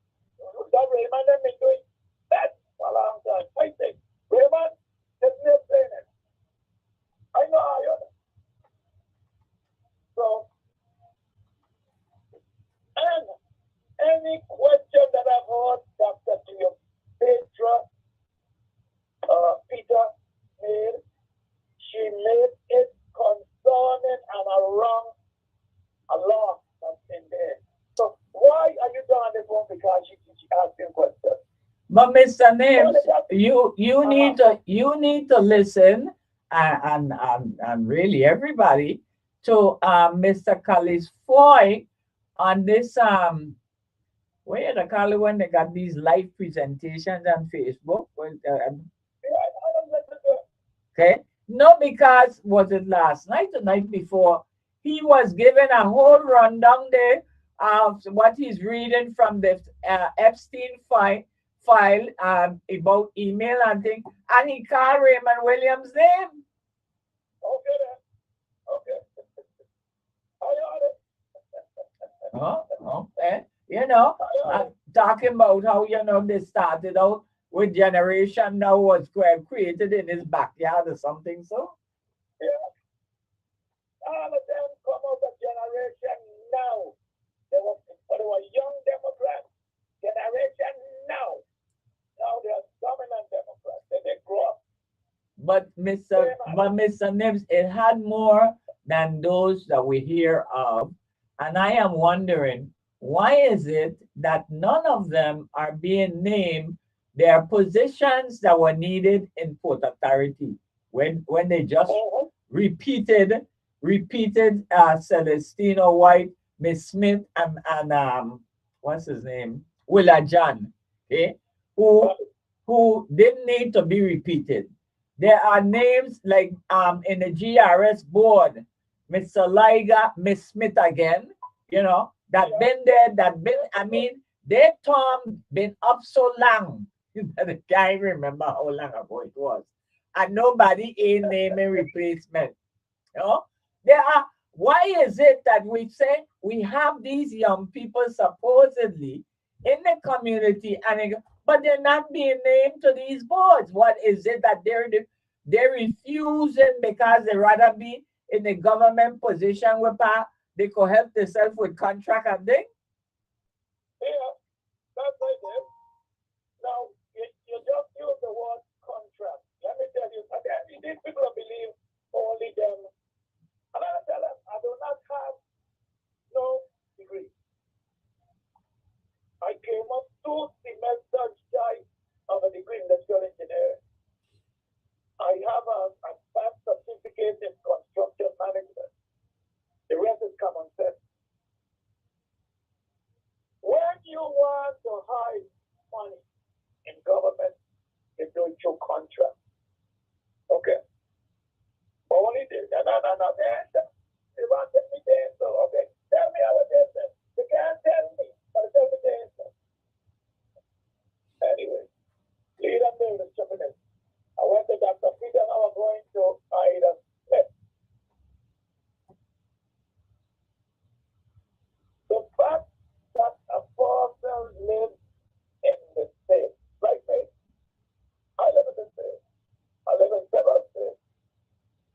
I domiciliary is still in Thomas Washington Island. That's where I vote. Either in person or absentee.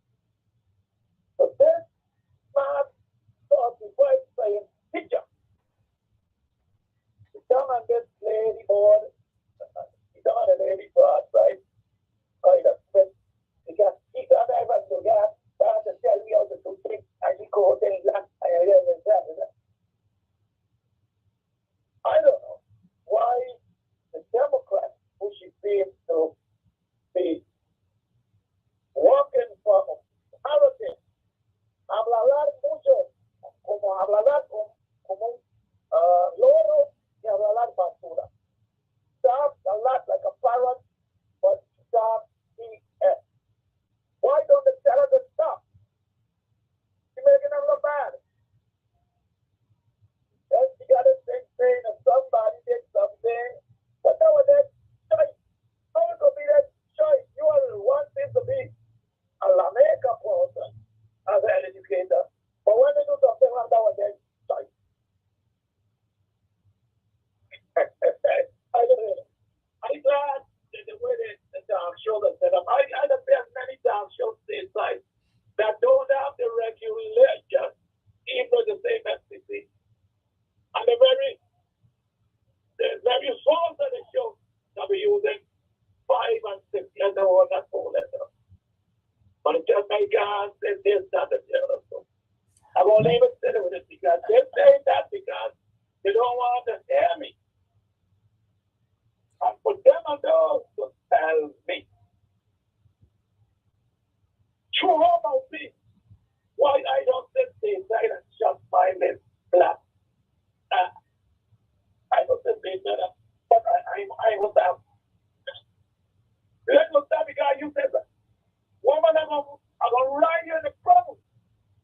So you're not going to come on the air target crap and I ain't going to drink you. People that believe, I leave. I drunk,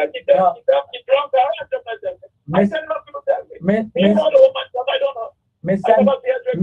Mr. Nims, let me ask your opinion about something because we seem to, as Virgin Islanders, we are quick to adapt, and the ways of the mainland American quick, but we pick and choose. And why I say that is because I'm sure the majority of our people see the Congress people when they go on recess, or even the state people when they go on recess, that we hear news about how they had a town meeting here with the constituent there, wherever in the different areas. and you know, how the people react and whatnot. Why is it? Right. Why is it that we cannot get our representatives to hold town meetings? Why? Because we don't demand it of her. And she knows very well that as a dominant Democrat, she has the numbers. She don't even need to campaign. She'll go back in there.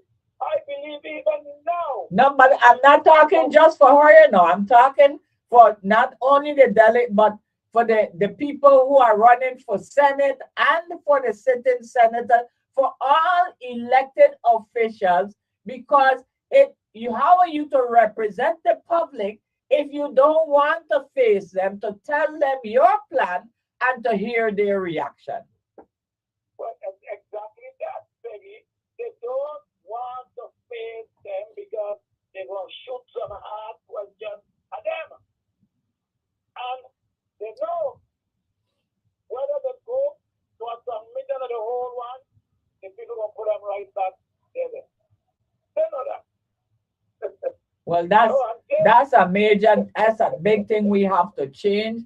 And I have been telling listeners, because we have to demand that people who want public positions hold meeting for the public to attend. But I don't know what else they should do. I mean, you get elected by these very people, then want to turn your back and slam the door in the face. Well, what is that? But come election time now, you're always telling the same people. But the people need to tell them in some nice, colorful words what they're going to do with themselves. Well, they need to tell them that if they don't hold town meeting, then they ain't voting. Exactly. But you don't just tell them to mean it. Don't. Yeah. Yeah. Yeah. Vote for yes, vote for somebody else. Yeah. Vote for who come to you. But you see, I'm going after this thing. They don't know. They know that there is a solid lack of votes that dominant Democrats are going to get. They know that. Well, this is why I have been. I don't know if you heard me earlier. I've been telling. We have so many non-profits in this place, and a lot of them overlap. For instance, you have maybe 3 or 4 different non-profits that deal with agriculture and food preservation. Okay, True. You have the same thing. A bunch of non-profits that deal with mental health situation and prevention, health, addressing it, whatever. And as you go from one category to the next, or one subject, you just have a bunch of non-profits that could come under the same umbrella.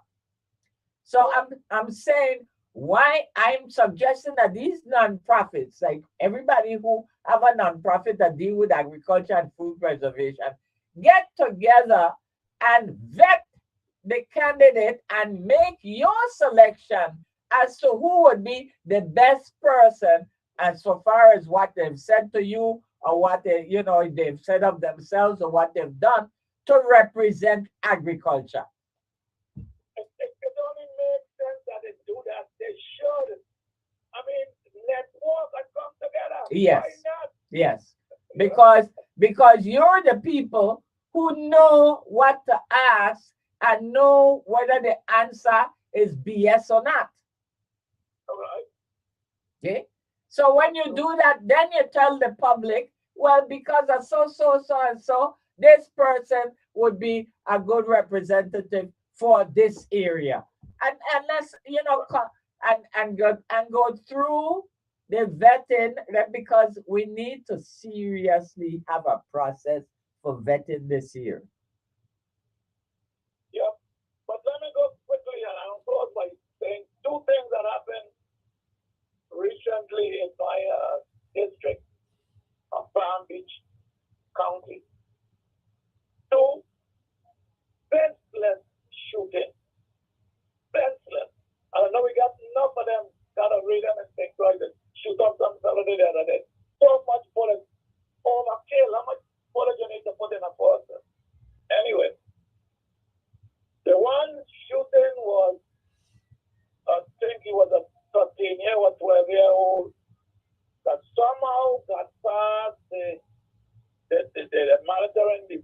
plays and whatnot, and went into school with a gun and shot one of the classmates dead. Wow. I mean, that is so depressing. Now all those children there, they got to go to counseling. You know, I didn't see a classmate, they just shoot down the blood all over the place, children screaming, parents running, teachers. Oh my. That was one. The other one, a 15-year-old boy driving his mother's car to go pick she up from work. Maybe he cut off another driver, a 39-year-old man. You know that man falling and shooting dead? The mother waited, never share anything about the shooting. Somebody can't call and tell her that her son, the woman, almost get a heart attack. Then let's get in. The blood like so. Maybe I gone. All right, then. Okay. Those were two very sad, depressing incident that the caller just brought to our attention. Um, um, we have a president, okay? We have a president who, if we're honest about it, advocates for violence every day, okay? I mean, to the point where, as everyone is reporting now, he started a war that wasn't necessary. So, I mean, it's that's the height of violence. You start a war that you don't need to start. And this is the message that we're sending uh, throughout America and us, the uh, attachments to America. But where violence is concerned, is my personal is I have a problem with uh, the police department, and I guess it would be the FBI, or would it be the border? Probably the border division. Okay, and let me get this call. Good afternoon and welcome. You're on the air. Yeah, good afternoon. I got cut off by, I guess, the phone company. Yeah, I said maybe you were driving and were in a bad area because I just all of a sudden went boop. Yeah. I just lost all the, and yeah, they've been having some problems up here. Yeah. Yeah. But yeah, you were talking last call mentioned a 15-year-old who got killed, but there was also, I think, yes, I don't know, sometime recently, a 15-year-old in Texas killed his teacher. They said he was having academic problems and came in with his parents' 357 Magnum and shot and killed her. No, sorry, shot her, but she survived. But then he turned the gun on himself and killed himself. And so he died. And this reminds me of a similar situation. This was one of the reasons that President Obama did the Common Core. He did it shortly after this situation. There was a student, I think he was in Virginia, and was a really good student there. His family moved to Massachusetts, and Massachusetts education system is much better than Virginia's. And so, and I think it's Virginia. It's either Virginia or Kentucky. But in any case, it was that, it was Massachusetts was known to be much better at education than that state. And so he was struggling. And so a teacher, again, a female teacher, would stay after, saw that he was having problems and offered to tutor him after school. So he was staying after school, getting tutored. But then I guess he got frustrated and ended up raping her and killing her. He was kind of a tall student, a big student, and she was, kind of petite. So and then but then brought the garbage bin in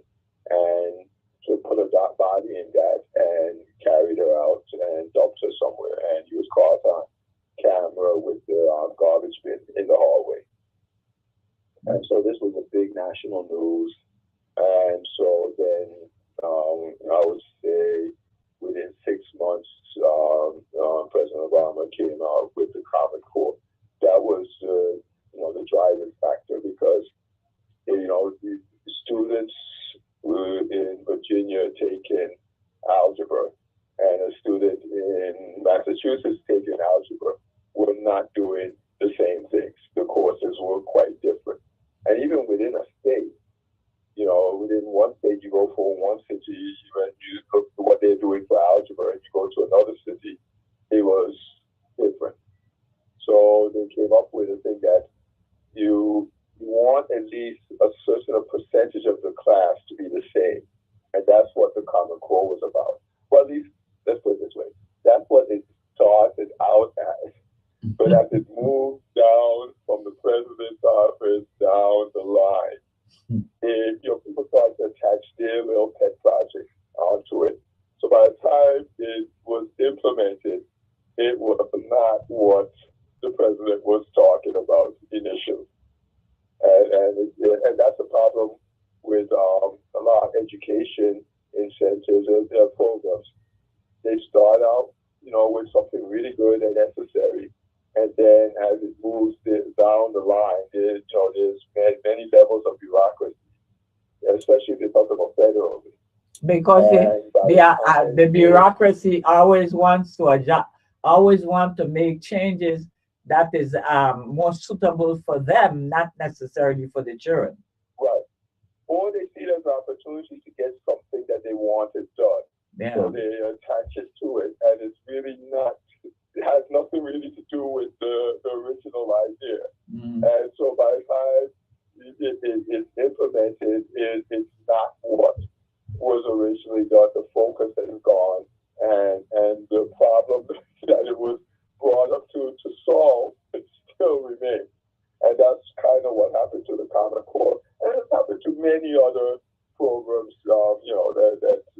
that people see it as an opportunity to get their little thing passed. So they like it. They think basket weaving is important. So all of a sudden, Common Core has a basket weaving component, and it's like, why? What does that have to do with the original problem? Yeah. And what also I was thinking about, I'm trying to call you earlier, you were talking about education. We had, and I think we still have, a major problem where it seems the focus of the Department of Education is to just graduate students, whether they meet the Common Core, whether they got the basics, it's not. And there was a time period where 100% of classes were graduated. So one school, major high school, was saying, we had 150 seniors, and all of them are graduated, and everybody claps.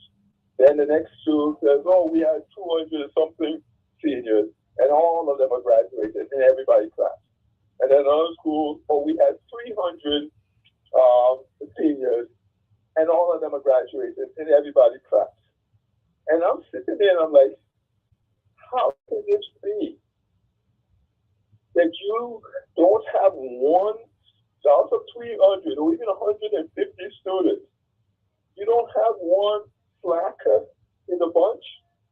One person who just refuses to do what the teacher asked them to do? How is this even possible? You might take patience if you had just one class like that. And you're like, okay, you just happened that year to get a whole bunch of responsible students. Very unusual, but okay, maybe. But when you're getting class after class, then you come to the realization they're just pushing people out, graduating people regardless of what they did. Because there's no way you keep having classes where every last student did what they were supposed to do, and there wasn't one student in there who was a slacker.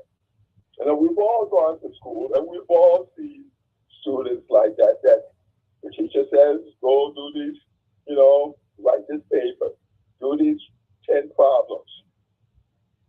Well, Carla, When let me, everybody in the class uh, does them, but there's one who just comes in and hasn't done what the teacher asked.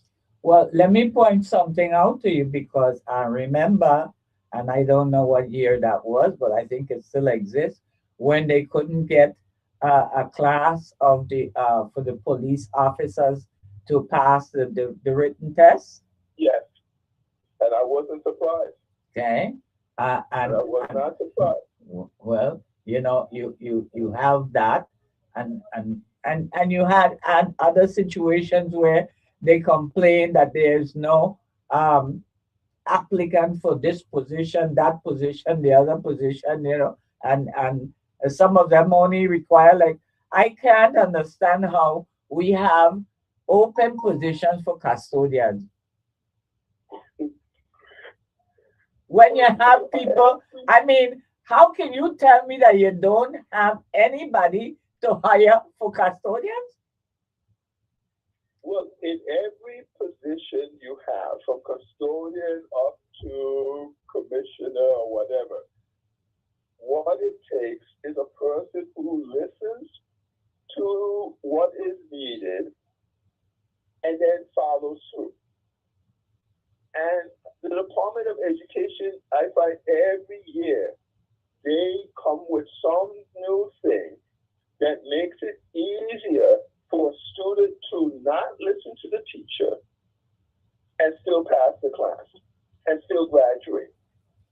And so we're churning out people who are used to not paying attention to their supervisor, because the teacher in school is your supervisor.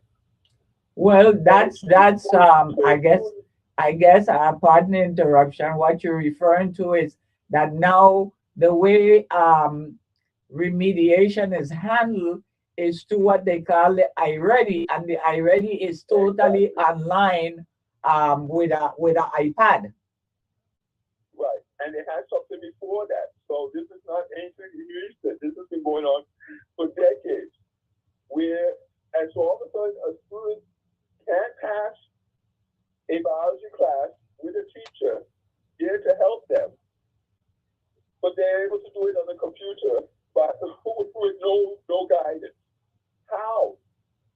How is this possible?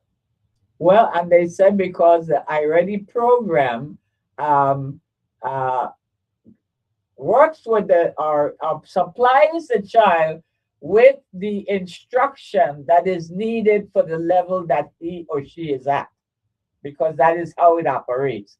And as they become proficient, then they move them on to the next level. Supposedly, And teachers don't that do is this. how the computer how the program, the iReady program functions. And teachers don't do this. Teachers don't work with a student. If they see they can't do the math problem or they can't do the thing, they just throw their hands up and say, oh, well. Well, they put them on the iReady. You know, so, so, so what they, and the thing about it is, parents and everybody, I don't think they care, because it doesn't make any sense. I said, I'm sitting there, I'm hearing these numbers and 100% graduation, and I'm sitting like, how in the world is this even possible? But everybody just clapping, because they aren't concerned about whether their child has learned anything, whether they've been educated or not. They just are concerned that they get the diploma, their child graduates. Well, And they have to know that their child, if they're interacting with their child on any level, well, they the would have to know department, that their child don't follow instructions. the Department of So how is it Education. graduated? Let me just say, Carla, the Department of Education is very much focused on numbers, data. Okay, Yes. so this is why, and it's something that I have a problem with, but it's really nothing that I see that I can do to challenge it. This is why they have the students are classified according to tier. Tier one supposedly is the highest, okay? And highest meaning that to the point that they need maybe just a percentage to get them to the position of being um, in the area of being qualified or being accepted uh, assessment. Okay, and what happens is the department gears the remediation that they will focus on the tier one because, like they say, they just need a little help to get into the data, the section of those who are at assess and level.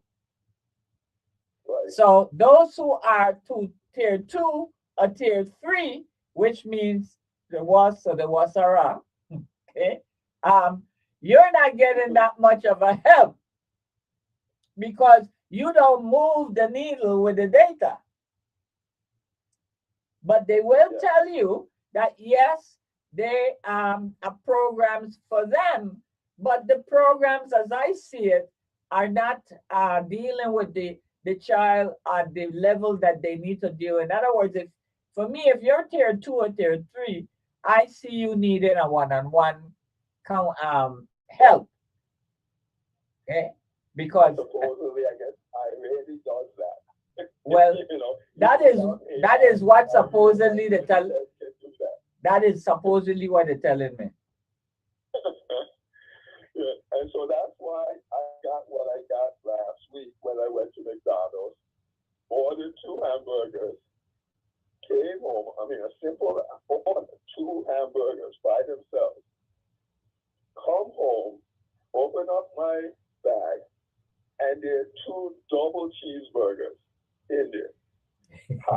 No way did I say anything about cheese. Well, and I get 2 double cheeseburgers.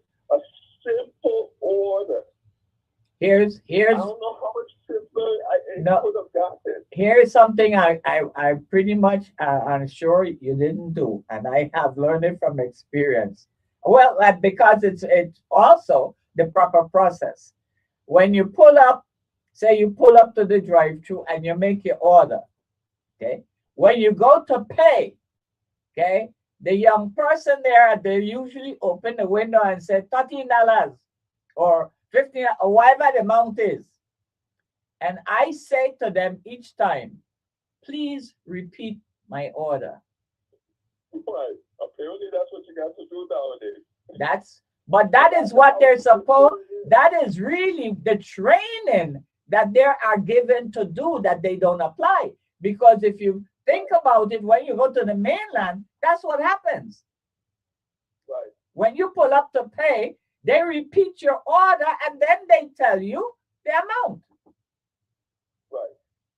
They don't do it And here, sure so that the that's that. to do that was told to do that, but they didn't because they're in the habit of not following instructions, not listening, because they don't have to. They don't have to listen to their teacher in order to pass on to the next grade or pass the class. Well, Because the Department of Education makes it such that you don't. And you even hear students bragging about this. Oh, I got an A in that class and I ain't even listen to the teacher. In their little groups, they'll be bragging about being able to get good grades in classes despite not listening to the teacher. And so what do you expect when they graduate and go out to, they've been doing this for 13 years. They're going to change all of a sudden and start listening to their supervisor? No. The supervisor telling them, oh, you need to repeat the order, whatever. They probably don't even hear that. but it's a slackness. They do. It's a slackness, Carla, that is also the problem with education, because we, and when I say we, I'm talking about my generation, okay, who taught in the 70s and 80s, we train children that when we ask a question, in responding, you begin with putting the question in a declarative statement. Okay? If I ask you, why did you come late? You're trained that you're supposed to say, I came late because. Where the educators are. Because they had to do it to pass. But the class. educators But they aren't don't have to do it stressing to that. pass the class. Educators aren't stressing that complete statement anymore. The teachers may try to stress it. They may try to make it as a condition to pass the class, but the Department of Education comes in with some new thing at the beginning of the year that makes it easy for the student not to do it and still pass. That is a problem. The students do not have to do what the teachers request of them, because there's some way to go around it that the Department of Education has put in there for them, so that you have 100% of classes graduated.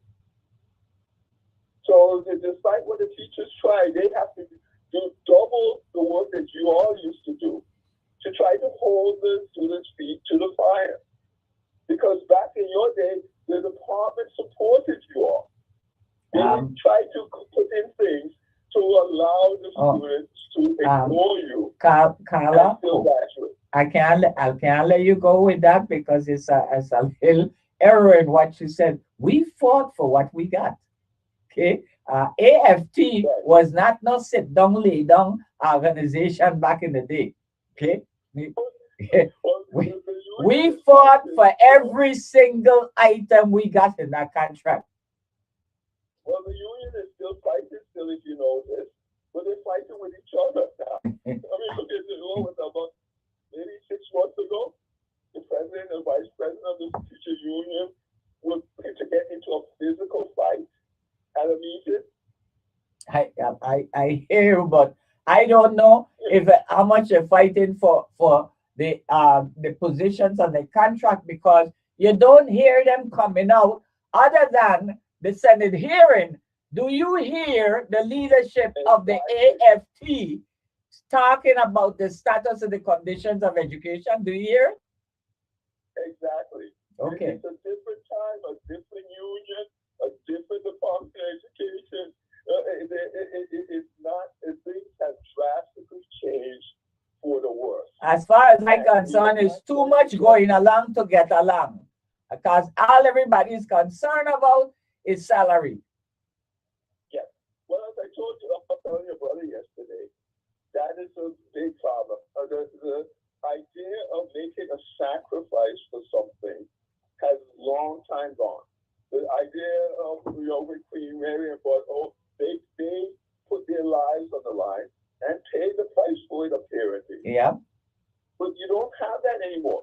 People want change, but they don't want to have to make any sacrifice whatsoever. And we're not even talking life or death sacrifice anymore. Exactly. It's not even close to that. But it doesn't matter what. They don't want anything in their life to change. They want somebody else to make that sacrifice. They bring up the problem, and it's not, well, this is what I'm willing to do to try to help to resolve it. They're talking about what somebody else needs to do. A senator, a commissioner, this person, they have it all worked out for somebody else to make that sacrifice. And this is our problem. This is why our society is going downhill. People, if you don't, and it starts with education. Yeah, it does. To become properly educated, a student has to make some sacrifices. In elementary school, you can't be out playing all afternoon, all night. You have to stop playing and do some homework. Okay. And you have to have a bedtime hour. I don't think any elementary children have a bedtime hour anymore. Because the idea is, you don't need to make any kind of sacrifice for things to go right in your life. That is what has been promoted. Somebody else needs to be the sacrifice. So my child is still stay up late, going to 1 o'clock, 2 o'clock in the morning. Yeah. Coming to school drowsy. Yeah. But it's up to the teacher to educate them. Yeah. I don't need to do anything. I don't need to get into any struggle any negative thing, anything at night with my child, trying to get them to go to sleep. Yeah. But now the teacher now has to educate my drowsy child. Mm-hmm. The teacher has to find out a way, figure out how to do this. The teacher needs to make the sacrifice. My child doesn't, I don't. And this is the way we think. If you listen to people on the talk shows, this is the way. It's always what somebody else needs to do. In fact, you rarely hear anybody say, this is what I am going, this is the problem, and this is what I'm willing to do to fix the problem. This is a sacrifice I am willing to make in order to get this going in the right direction. It's always what somebody else needs to do. And that is our problem. Back in the day, Queen Mary and the other queens, they weren't sitting there saying, oh, somebody else needs to do this. But wasn't sitting there saying, oh, somebody else needs to do this. And as you point out, they were sacrificing, potentially sacrificing, and ends up sacrificing their lives. Yeah.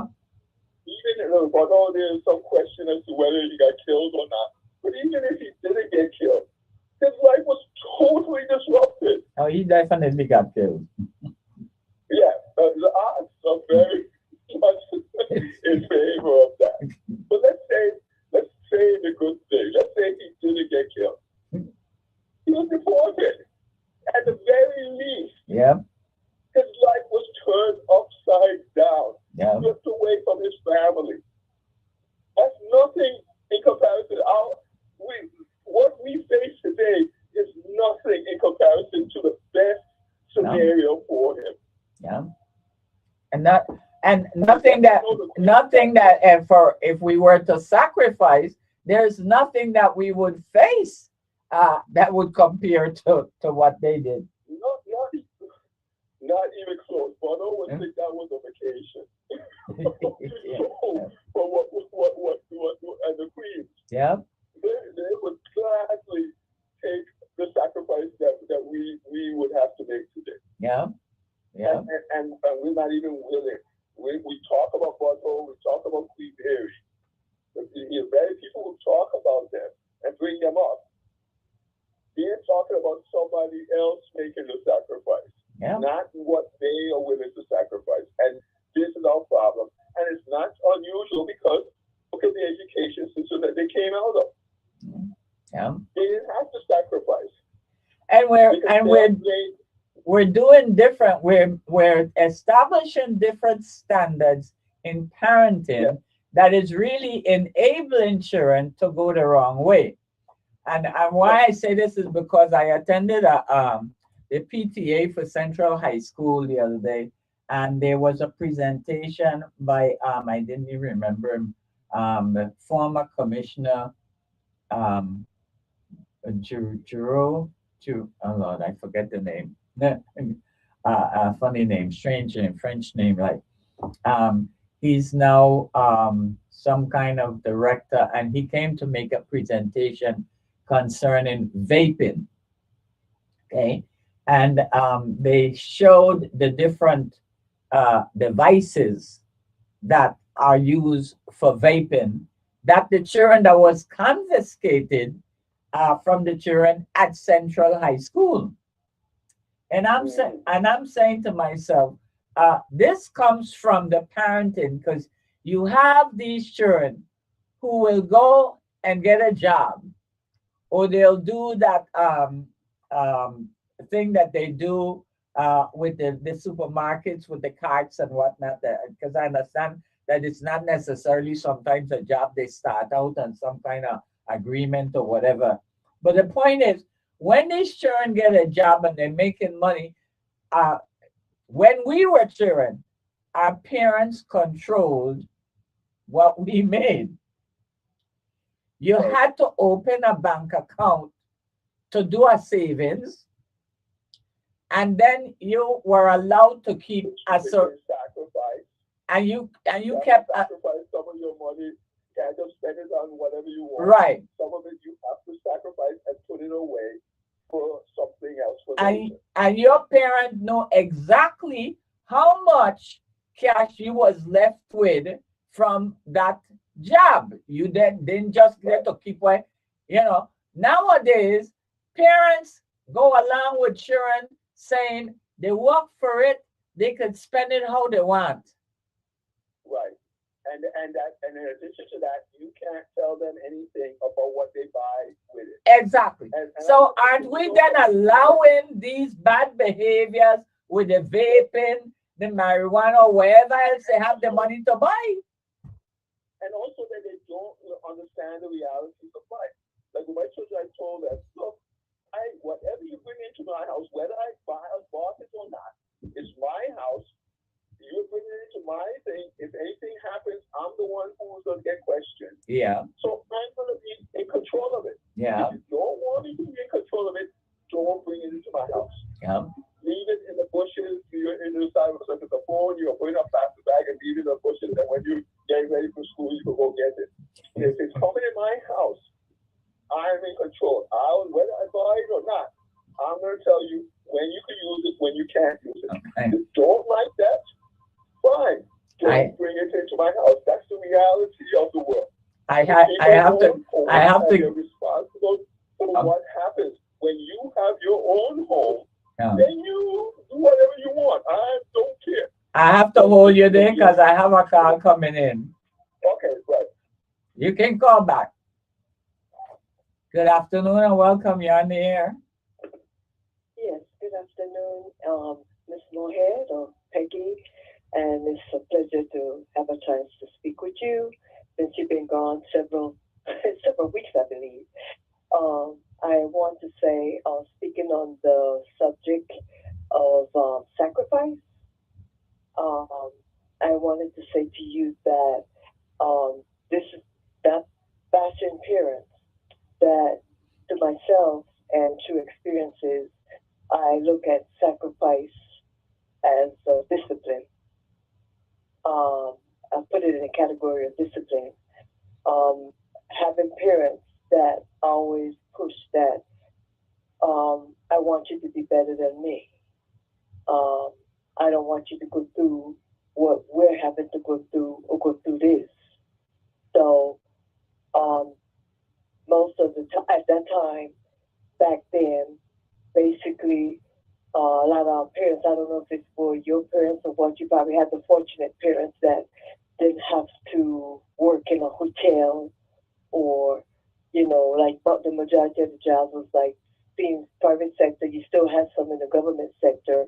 But when everybody, like I think the school at the time, they went to at the time, 9th grade, and then they had to go through the farm and tend to in the country. When you live in country or when you move to the city, you didn't have enough money, you have to end up living like in a project or something like that. And your family member had jobs that were like at Comanche, those type of places, and then they have to go back and they work that morning, then they have to go back and work that evening. But my parents always told me, regardless of that, let me do this. You study your schoolwork, study your lesson, and make sure you get your grades. My way of coming out the project was using my skills and talent in sports to achieve education. And I used that for education. So I made sure that I kept my grades up because that was one of the criteria to be able to play sports. It wasn't just playing sports and not doing your schoolwork. And another criteria was not to get pregnant. So when I hear coming on this subject, probably pretty short, didn't get to hear the whole subject of what is happening now. A lot of times your parents spend the time that they had with you with the homework, and if some things you didn't understand, you had the teachers at Central High that had classes where you could stay over for so many hours, help you in your deficiencies, whether it be math, science, or whatever, but they were teachers that I call it the native teachers that spent time with us, not the ones that came down and taught their kind of way, because we had our way at the time. We didn't figure that stateside teachers could teach us.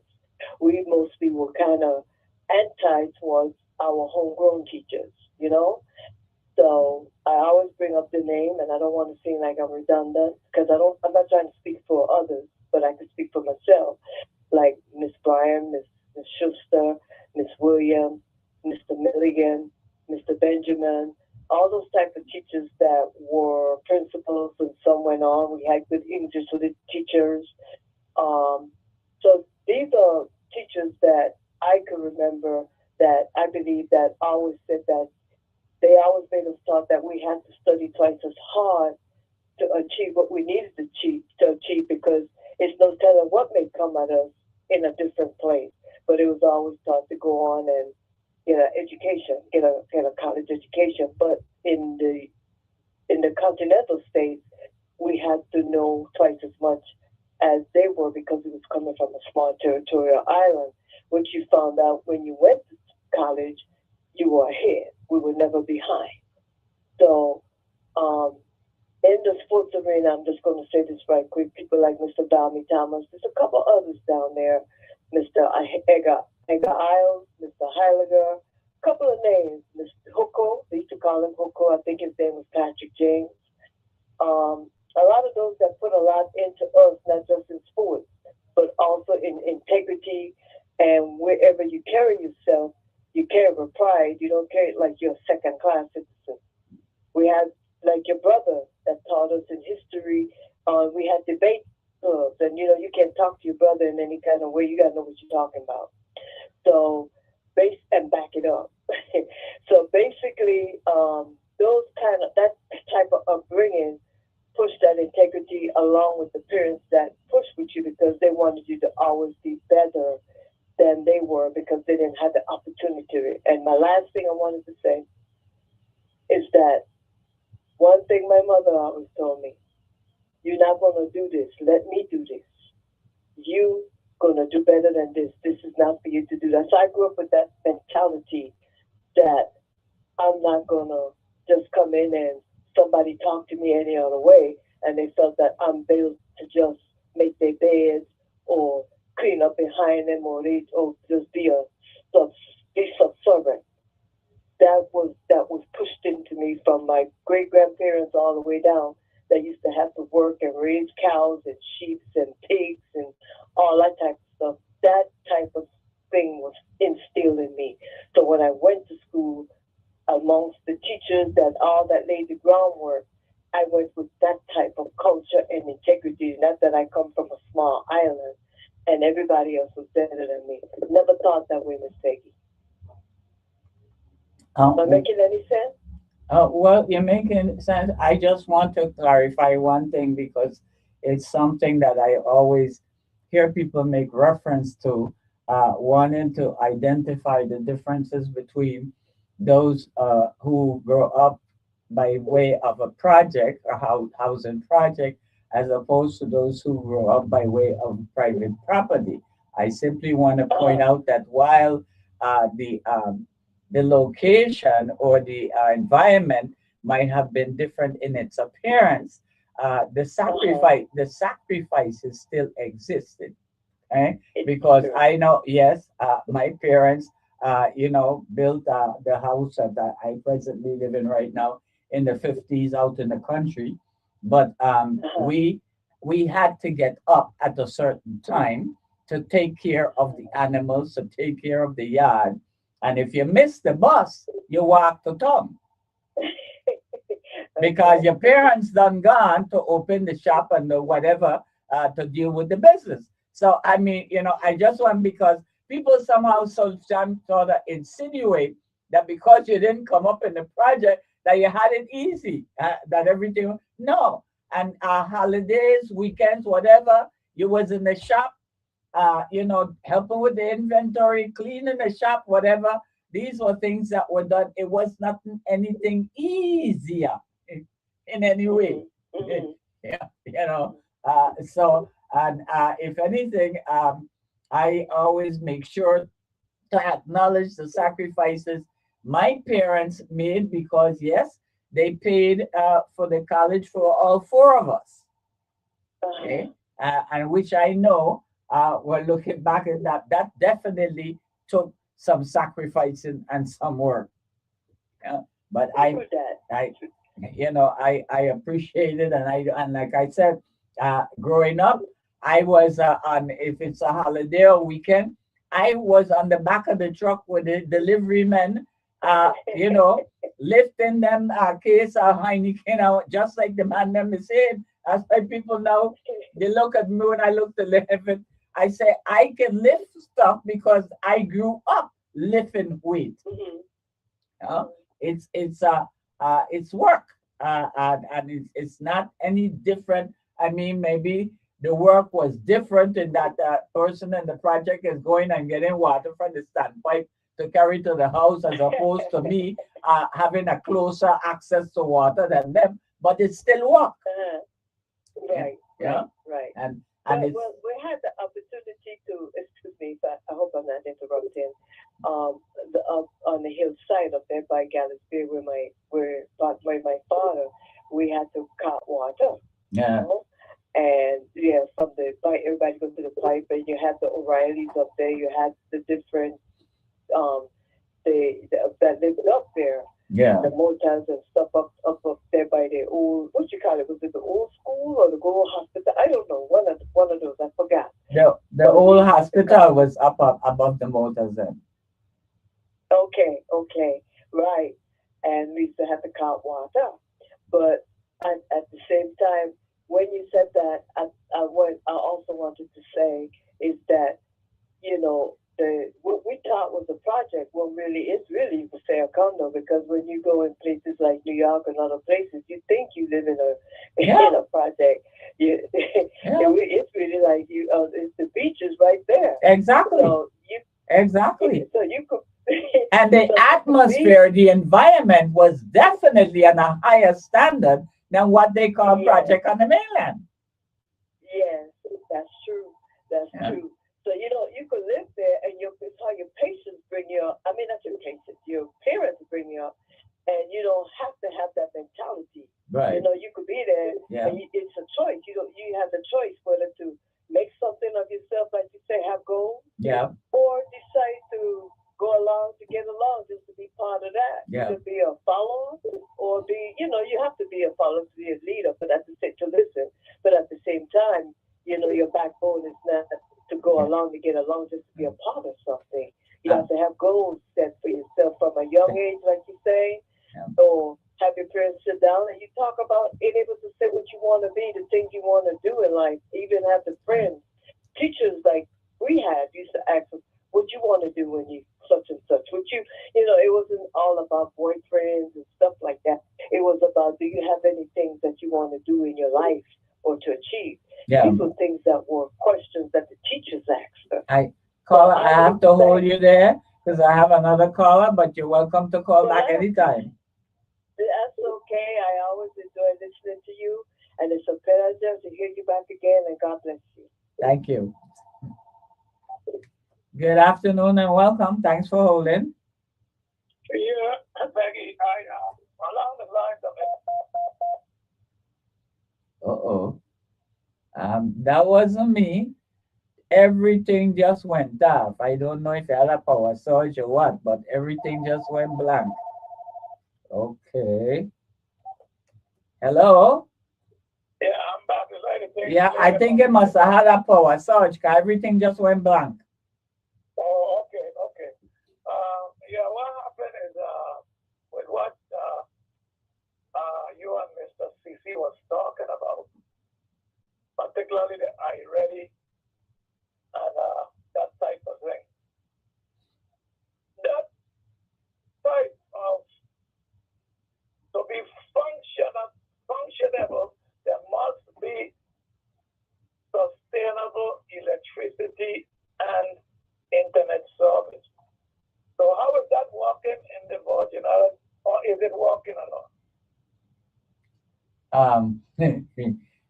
Things aren't working because, for instance, you have phones, and that's one of the problems we have with the board education. Board education. The phone depends on the internet. So when the internet out, your phone don't work. True. Okay.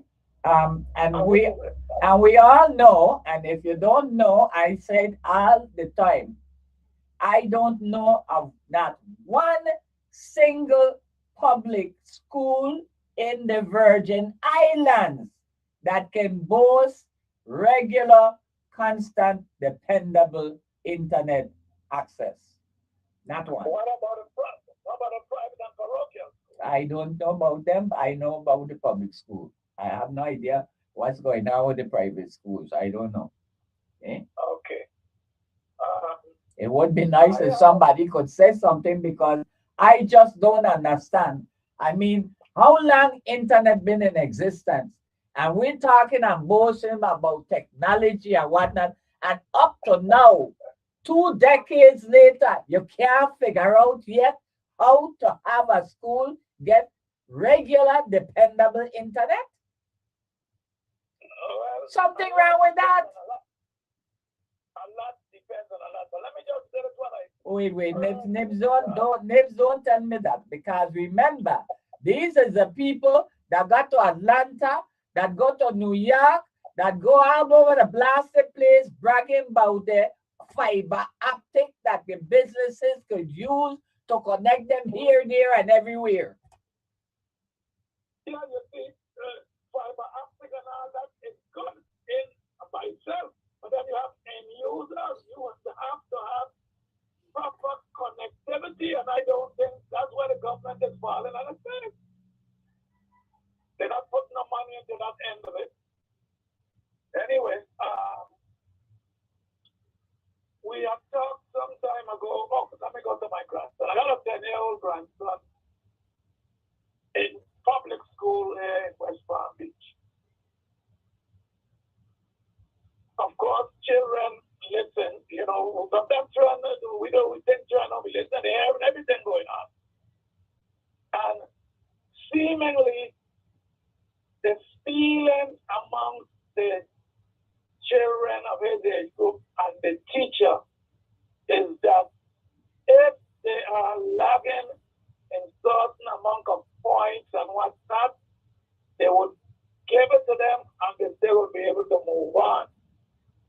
Okay. My daughter, that is a lead teacher, as I mentioned before, in West Palm Beach, keep telling my grandson, do not listen to that teacher. That is not so. Telling him that he's behind and he will be left back. When you tell him now he start the ball and he comes to me.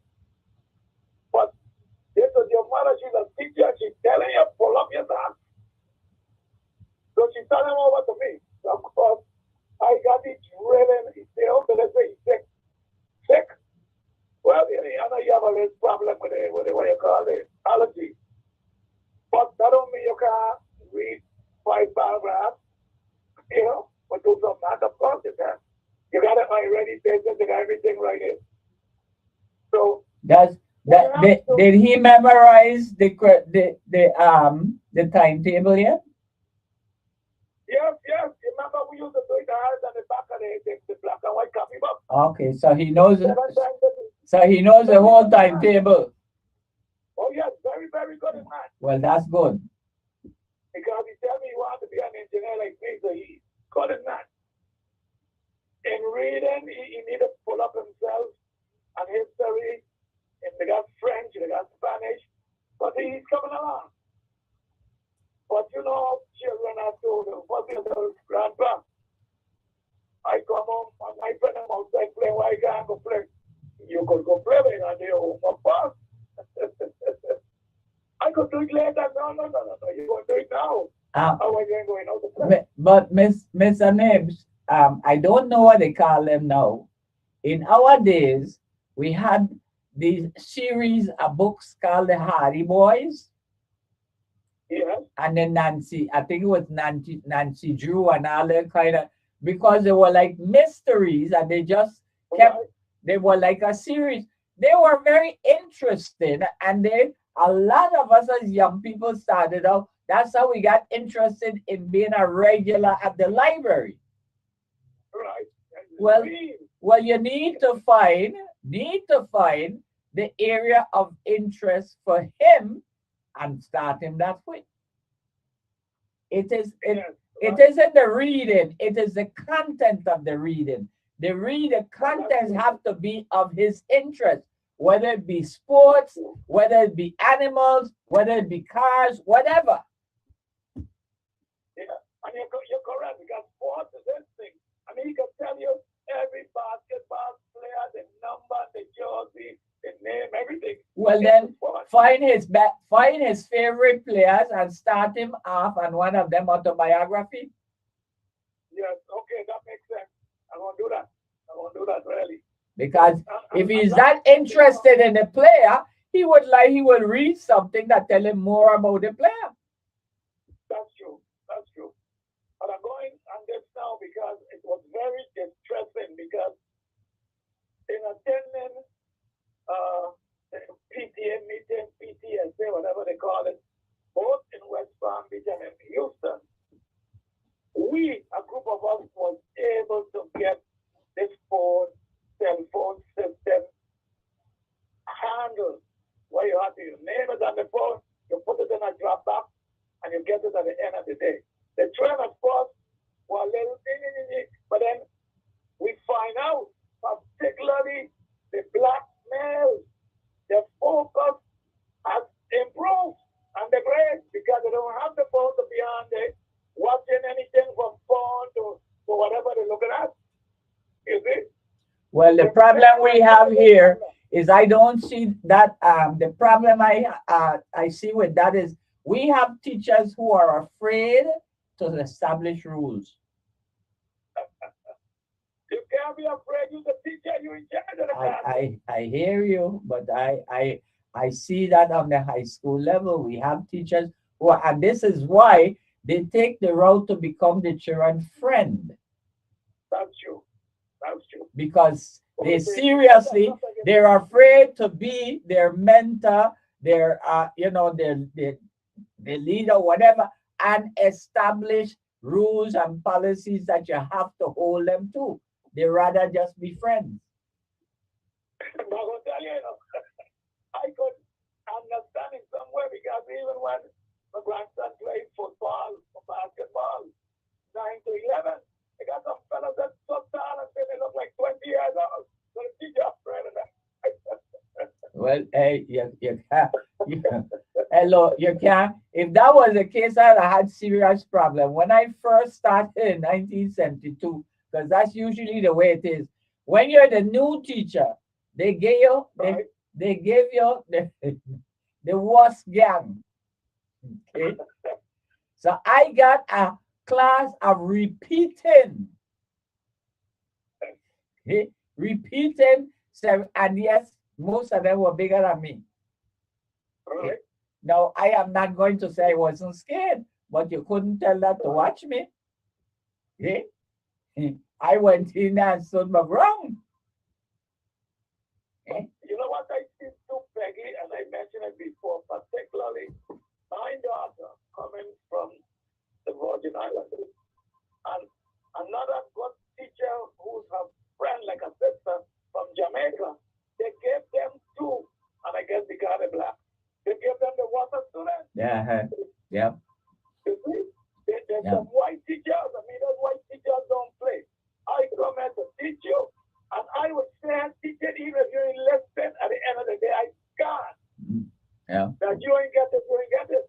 Yeah. Well. Now, my daughter and her friend will stay back with them and do all this after school and things like that for free. Yeah. But I don't know, if you're in something to me, you got to be in it for the labor and love. And they get the respect for that, because I was not necessarily a teacher that was liked, but I got respect. I was a teacher who was respected. Okay. While teachers found a way to drive close as possible to their classroom, I park in the parkland and walk through the hallway. And if I heard a vulgarity, I stopped and I looked in the direction, and I always got sorry. Okay. Okay. Yeah. Because of that, you gain the respect of the children. Yeah. But you have to show respect to get respect. Too many people, they lose that because, as I said, they focus on becoming friendly. Right. Okay. The word respect begets respect is a very true word. Yeah. Yeah. Yeah, but let me finish quickly with the cell phone thing. So that was walking. The parents was the one that kicking up shine, or they need to then judge the child if the guy more than they did, going on and on and on. So what does then happen now? Because of the parents them kicking up, the children them now too, they well, I want my worry. So they come back to get us people on the phone. So you down your phone and you ain't listening, that's your business. So it gone backwards. Yeah, gone backwards, yes. Gone backwards. And the thing is, just like I said, my daughter told my grandson who's a son, you do not listen to that teacher. They don't push you forward and put in a 5 points for you because that was a point system. You're going to have to meet the amount of points plus, otherwise you're going to stay back. He don't want to hear that. So I got them under control now. And I hope he knows that this push walk. They don't call me for back and walk with this. That if you up down the phone making nonsense, I put on the climber like I'm going to do the walk. Well, I am going to take your idea and suggest it and present it because I mean it's a good idea if a teacher can implement it. What you said is that the student name is placed on the phone somehow. Yes, the name is on the phone, and like I said, I put a sticker on the phone. Yeah. And they deposit it in a drop box right at the entrance. A teacher is there with the box or some one of the workers. Yeah. And after school, they get it. Okay. But the parents now they're kicking up the gun back now. They get it changed. Oh, so it's away from them for the entire school day. For the entire school day, yeah. Oh, okay. All right. Entire school day. Well, no, because we're supposed, the Board of Education said at the beginning of the year that we were going to review the electronic device policy, and we just haven't gotten to it. And I think it's because really the typical thing we're afraid to, you know. But it needs to be discussed and adjusted somehow because what is there isn't working. Right. Of course. And as I said, and I'm going now, the young black males were the first one to accept it, even though they were kicking up. Why? Because the attention span and focus improved and their grades as well. Okay. All right. Thank you. Yeah. Okay. I got it. All right. Well, that is an idea that I will pitch to the board members to consider after I consider myself some things. Good afternoon and welcome. Yes, as you know, initially I wasn't for taking the students' phones away from them during the school day because I was saying that they're eventually going to graduate and they're going to be on the job. They need to learn how to be able to have their phone and not be on it all the time. And so school is one place where you could train them. But over the last couple of years, I've changed my mind. And one thing that has happened recently is a lawsuit that was against Meta, the Facebook, and another big company that does social media. They were sued by parents because they say that they actively do things to encourage or to keep young people on their phones for long periods of time. That you have grown adults that are sitting in rooms figuring out ways and figuring out how to program the stuff to keep the young people on it more. So like they do these reels, so they look one video and then the next video and so on. Yeah. They do them in a way to keep them on there for as long as possible. It's sort of like it's in line, sort of like what we have with the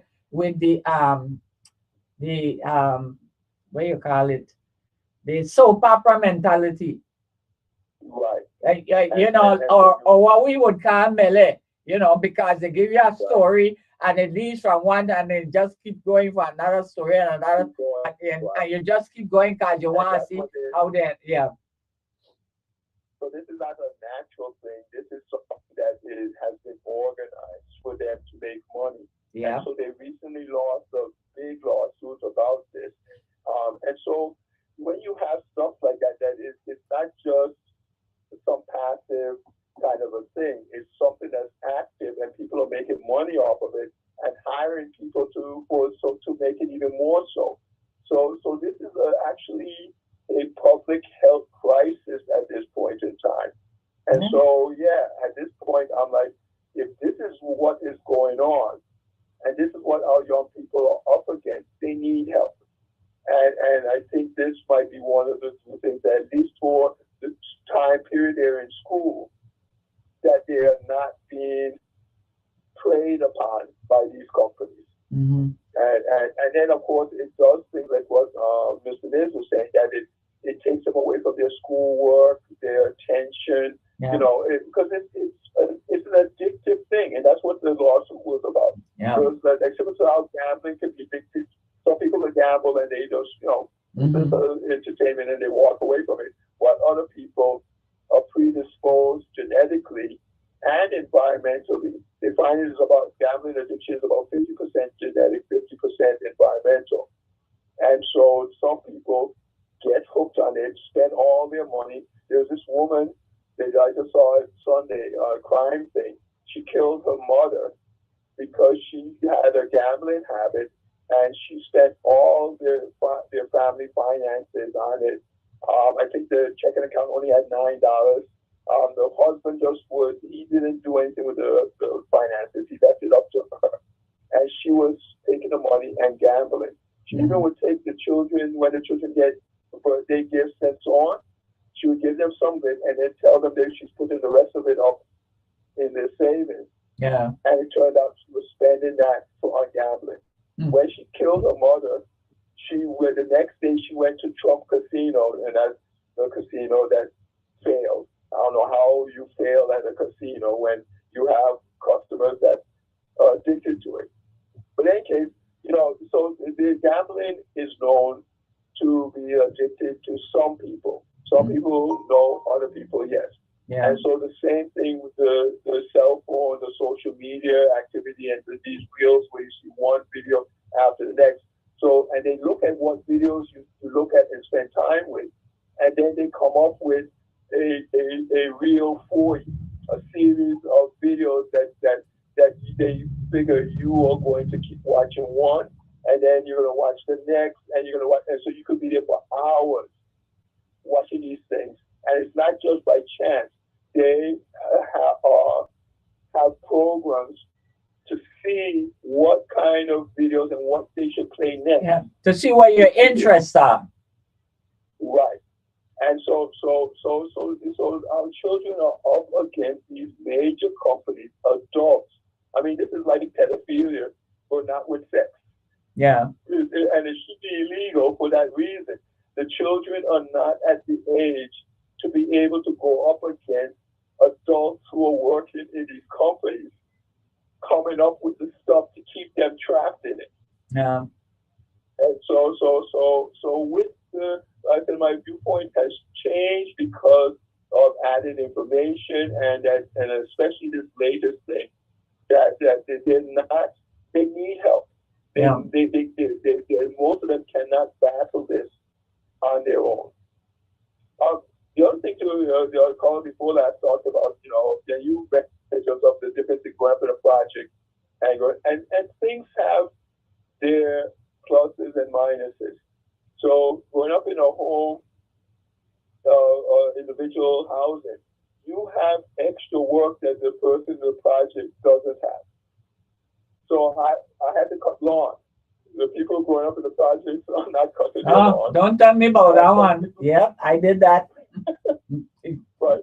And something goes wrong in the house, it's me and my father fixing it. In the project, you call the office and they send over somebody to deal with it. Yeah. So there's a trade-off. And so you know, and it's who feels it knows it. Yeah. The people in the project think that the people in the individual home are living this luxury life, and so on. Yeah. You know, to be honest, but a lot, but it depends on your peers. I told my children, if we got rich winning the lottery or whatever, your room in the new house is going to be the exact same size because you're just there for a while. I don't want to make it so comfortable that you don't want to leave. I want you to be clean, grow up, and get your own house. Mm-hmm. So I'm not going to be building this house with this big room for you. So why? I don't expect you to be living here past 18. You're in college, you're going to come back on vacation, spend maybe at the most of summer. Then after a while, you're going to stop. Why am I building a house with this big room for you? And say something happens and you need to be home for a while. Yeah, for a little while until you get back on your feet. Not for you to get comfortable. Mm-hmm. So I'm not doing. And also, you're gonna have chores. If we get rich enough, you're gonna still have to clean your room. Yeah. Because there's something that you get out of having this responsibility and being responsible for yourself. So even if I could afford to bring in a maid to clean the house or whatever, they ain't cleaning your room. Yeah. You will have to clean your room. And make your bed every day. Exactly. There's something which is something children aren't doing nowadays, you know. That, and to me, that's child abuse. Because you're creating a child who's not going to be able to function on their own when you're gone. Mm-hmm. And I look at that as a form of child abuse. You know, so yes, chores, nobody likes chores and stuff, but there's something to get, just like nobody likes, well, I should say nobody, but most people don't like exercise.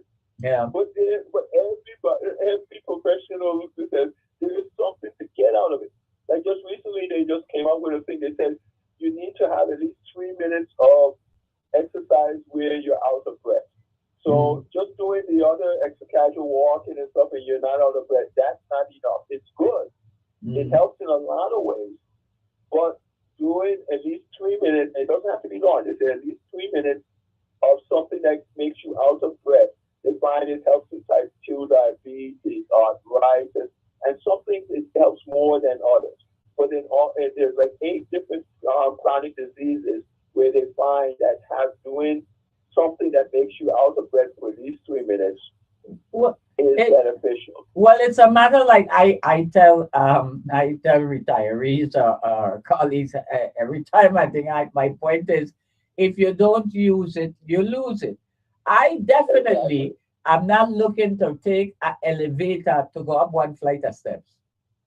Okay, right. If I'm on the ground floor and you're on I need to get to the 2nd floor, I take the stairs, because when you don't use the stairs, then at some point you find you can't climb stairs anymore. Right. And it's just circulation. You know, your heart is strong, your blood is circulated, and the blood is what carries nutrients to different parts of your body. So doing something that increases your circulation, how is that not going to help?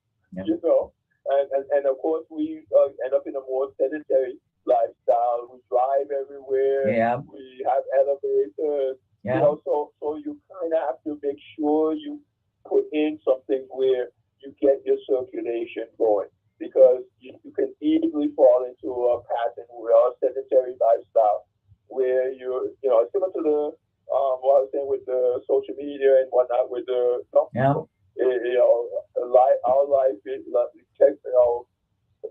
we have things which makes things good, but it also makes things too easy for us and addicted. You know, you see people driving around the parking lot of a shopping center trying to find the parking space closest to the door. Yeah. You know, rather than just parking and walking. I remember when my daughter got, she was living in Texas at the time, got her first new car, and she was upset when she saw a little chip. Okay, so I said, well, you need to park as far away as you possibly can when you go to the mall and whatnot, so you don't have somebody parking next to you, opening their doors and chipping your paint. Yeah. You said, you know, that makes sense. try to find, and again, you need to exercise. You live in a sedentary lifestyle. Your partner, and what, at least you get at least that exercise in. But no, I think even people are going to the gym will circle the lock behind the door, the parking space closer to the door. Yeah. You know, and it's like, you're going to exercise. Why are you doing? You know, but the way, you know, you could easily, if you're not paying attention, you could easily fall into this type of behavior. And so but I definitely now changed my mind. The children, they need help. It's not a passive thing. It's not just them in the farm. They're up against a whole company. Well, behind that. Like I said, I don't know how we're going to deal with it here because it was decided in the very beginning of the year that was one of three things, because we were asked to choose three policies that we felt needed to be dealt with this year, and that was one, and we haven't dealt with it at all. So I don't know when it's gonna, and I think basically that's what it is, that the membership is just afraid to deal with the parents who are irate about you taking away the child phone. Yeah. But I have a call coming in, so I will get back to you. But feel free to call back if anything. Right. Thank you. Good afternoon and hello. Oh dear. Good afternoon. Yeah, you know, I sensibly love radio because you learn a lot from it. Well, I think you learn. I mean, there's some people who don't think they learn anything, but I tell them, well, I guess you don't listen long enough. Oh, but then let me tell you particularly, sometimes let's say I have in my mind to come on a particular subject, but I forget what subject I want. So I just pick something else quickly. But then the caller, next caller behind, after I hang up, I heard him saying something, and then it plugged me back into what I wanted to say. And that just happened to me with Mr. City again. And we have, let's take for instance, a guy with a Infinity expensive car, one of the tire and the rim, and that car is $2,000 for one tire and rim. Wow. Going into a supermarket, he put in that between a car. He parking inside the people and door. Even though you're gonna get a ticket. Police come get a ticket and make a time you pay the ticket. But he not putting that nice expensive car no between anybody go open. Because some people are careful to open it. Some people have a rap to lift the door on your car and they don't care. You know? But I mean, people might say it's material thing, but when you pay a kind of money, even there's not a lot of money for the vehicle, you don't want it to chip up and bang up. So, going back quickly to my daughter and the situation in school. She taught in St. Thomas. She moved to one university here in West Palm Beach. And she was rooming. And the two other girls, whoever they were, white girls. But I didn't have nothing to do with her being president or anything. But the norms and what's not that one race have, the other might not have it. My daughter don't drink and smoke. Not even a regular cigarette. I smoke pipe and again she cost me everything. And she had to put up with them smoking. They're up late at night, she can't get her homework done. And white girls, and I mean, as I noticed as a man that they're good at when they step out of the little piece of string they got down, they left it on the floor, and she wasn't in that. So she probably said, Daddy, I can't deal with it. I can't deal with it. You want to go to an apartment? I said, no. I said, look for a place and call me. And she picked out a condominium in a new community just opening up. And I came up to her mother and looked at it. And I purchased it. So I know everybody can do that. You don't have that kind of money right away. Mhm. But I didn't want that going to go. The rent is going to be $2,000, sometimes $3,000. That's more than a mortgage. You hear me? I hear you. Yeah, okay. So then why not buy a place? That some people don't want to buy a place. You know what is stupid excuses? They don't want to have to maintain nothing. They don't want to have to fix this and fix that. And let me tell you something. What bothered me when I was executive director of the House Authority, during the Reagan administration, Reagan called a meeting with the heads of all directors that run public housing situations, because he said the federal government has to get out of the housing business. And I have no call in it. He told us what to do.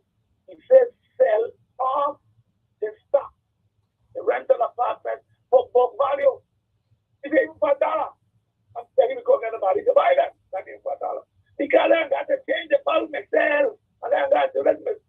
Oh, Jesus, I don't understand it. Luckily, I used another concept with Pearson Gardens. And that was, I went the route of co-op. I was able to sell out half of the community, just half. The other still wanted a maintenance man to come and price the toilets for them and everything else. But to me, it depends on what you value in life. Do you still want to be at a situation you come, there are about 3, 4, maybe 5 generations in public housing renting? Can you meet your great grandmother there? She wasn't working nowhere, so she was on credit rent. Credit rent means we pay the family to live in the unit. We pay the gas, we pay everything for them. But there's some people that love that, and they would not come out of that. Not that you give them the house for free. They don't want it. It's a funny mentality. But it is. I mean, Puerto Rico, it was what? I mean, they couldn't get one unit sell. Luckily, we sold a good budget, you see. But, we just have to understand what it is we want out of life. I mean, if you come meet your grandparents renting a government housing, and for God, they don't call them ghetto. I hate that word. I was the one that moved them back to call them communities. Is that not ghetto? They don't understand you to be ghetto. You to call it some other kind of name. But that again, names is the way we always adapt the stupidness we hear from the mainland. Exactly. Okay? Even though it doesn't apply to us, because that's what we were saying before with the young lady, when we talk about projects, our project was not what the projects in the States. Right. Project what I want. Project and ghetto, yes. Okay. But I don't know. But the description that it dealt in the States was not similar, was not the same to us locally. Right. Now look at it. My children, those that were born and raised in St. Thomas, of course, they went to public school. They got a friend when they get on the bus, whatever. Their friend going up for what they call the project or the ghetto. And then, John, I know where you live. And you see that big white house up there. Yeah, that's where you live. And the John was like, kind of, well, how come I could live up there? We can't live. I mean, the John didn't understand that. Maybe your parents would have to, if you have a certain amount of money, and they don't have it, regrettably. So I didn't want my children growing up in a public house. I didn't grow up in it, but I lived for a short time with my mom. And she was, even though she was a head custodian, and she went up to the librarian, her salary was still not that high until she was able to get into home ownership under Alam and Santander. So she was able to get out of living in an apartment. But going quickly to gambling. But I'm a compulsive gambler. And anyone knows that knows me knows it. I would go, into a casino with, let's say, 3,000, argument, 1,500. And as far as I used to what we call separate the sheep from the goat. I'll put 1,000 in one pocket and keep another 1,000. When the 1,000 were done, I done. But that only lasted a while because the gun in the pocket was there going on with it. And I spent that too. So I'm coming full of money and I left broke. But the worst thing, and he made a point there with how they online they do things to capture you. They put ATM machine in the gambling casino. Yeah. So of course, you're not here, you're going to see the drying up money straight. Yeah. You know? So you got to, if you're not kind of bet somebody right out, I can't get the boss. Mm-hmm. You see, especially the compulsive gambler, because it's within you that you will win. And you cannot win all the time. You see? And more often than not, the way they have the system rigged, it's for you to lose more than you win. Mm-hmm. Anyway, I got. All right. Take care. Have a good Easter. Thank you. Yes, folks. Wow. We're in the last half hour, within the last half hour of the program. Yes, so take advantage and have a call coming in. Good afternoon. Welcome. Oh, okay. All right. Yes, 340-773-0390 or 773-0490. We have about 20 minutes remaining to the program. If there's anything that you have on your mind that you need to get off your chest, or if you have something that you need to share to help us go into a blessed and content holy weekend, please make sure to share with us. Let me see. Only one announcement I had. Sitting here, I just got one. For some reason, the Board of Education has scheduled a special board meeting for Easter Monday at 11 a.m. Sorry, I didn't get the full description to be able to read the full explanation of what the agenda is about. But well, Easter Monday, you're free, so definitely give a call to the office and get the link so that you can listen in to whatever it is that we're going to be dealing with at this special board meeting, 11 a.m. on Monday. Okay. I also need to point out that on Tuesday, we will be, and that is the Curriculum Instruction and Learning Environment Committee that is chaired by member Hendricks. We will be visiting the complex school on Tuesday, and then also moving from there to the Ricardo Richards School on the same Tuesday, and that we'll be doing before taking flight to conference in Texas. Yes, so looking forward to that. And what else? Then when we return the following week, we will be visiting to finalize some visits at St. Thomas School. For instance, the Lockhart School, when we went to St. Thomas to do our visits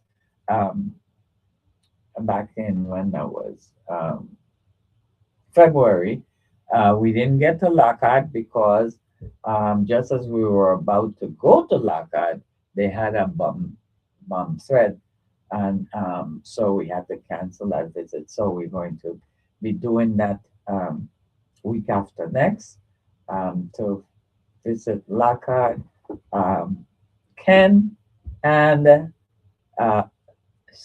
Charlotte Amalie High School to finish off those. So those, and remember, as I said, next Wednesday, there will be a meeting of the election board. So again, those of you who please make sure and call and get your virtual link hookup. Okay, it is always important that if you can't attend the meeting, these board meetings are important to keep track of. So if you can't attend, and but you can get that virtual connection, even if you say, for instance, you at work and you can't listen, but with the technology we have nowadays, you can tape it so that at your leisure later on the day or whatever, you can just listen to hear what went on, and in that way keep up with the business of those boards, because they are important boards, supposed to be representing you doing important work. So you need to know what they're doing and to hold them accountable, to hold the members accountable and whatnot. Okay. Um, just to finish up on my campaign issue, remember I said, okay, this point, because pretty soon, you got maybe 2 weeks, but at this point, you're supposed to be encouraging aspirants, okay, to run for positions. And remember, I am not pointing out what position. You knowing the people, knowing their topics that they interact with the most, or that they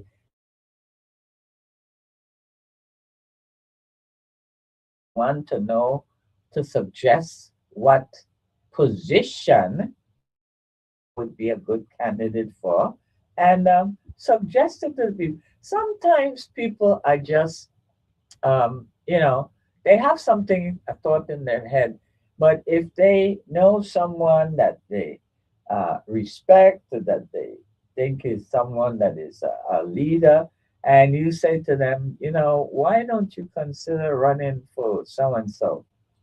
They'll think to themselves and take it serious and say, you know, and really consider it. So, um, you're going to be out there this weekend, a lot of you on the beach, camping, and depending on where you're at, you're going to probably be seeing a lot of people. So, hey, take advantage of the opportunity that if there is one in the bunch that you think would be a good fit for some position, just take a minute, pull the person aside, and let them know your um, your thought. Okay, and well, yeah, you simply mention it and leave it up to the person to make their own decision. Now, where boards are concerned, all I'm saying is, if you're an aspirant considering one of the boards, if it's the Board of Education, I suggest you sit down with Title 17 and just read through it, and that you go to the website, myviboe.com. That's the Board of Education website, and you read through that. Read over their policies and what they are all about. Read through their bylaws, whatever. And then those of you who are considering the Board of Election, do same. Okay. Read Title 18. That's the election Title 18. Okay. And then go the same way. Uh-oh. Um, I just went blank on the website address for the Board of Elections. So while I'm talking, I'm trying to scroll through to find one of those emails that would have that um, address on it. And I can't right now identify. Okay, I think I found something, right? So the email for the Board of Election, how could I forget that? Is vivote.gov, vivote.gov. Okay, so go to their website and read up on their information there, their policies, whatnot, the information that they have there. I don't know, I've never looked at that. I don't know if their bylaws are on their website. It should be though. Okay, but the point is, if you consider being an aspirant for a board, do your research. Okay, do your research, and because if possibly you're thinking when you could possibly run for either one, and you're trying to make a decision, well, research and read the code that applies to each one, and the bylaws and whatnot that apply to each one, and make your decision that way. Okay, but research is necessary in order to make a decision. You don't just off the top of your head say, well, I want to run for something and I'm going to run for this.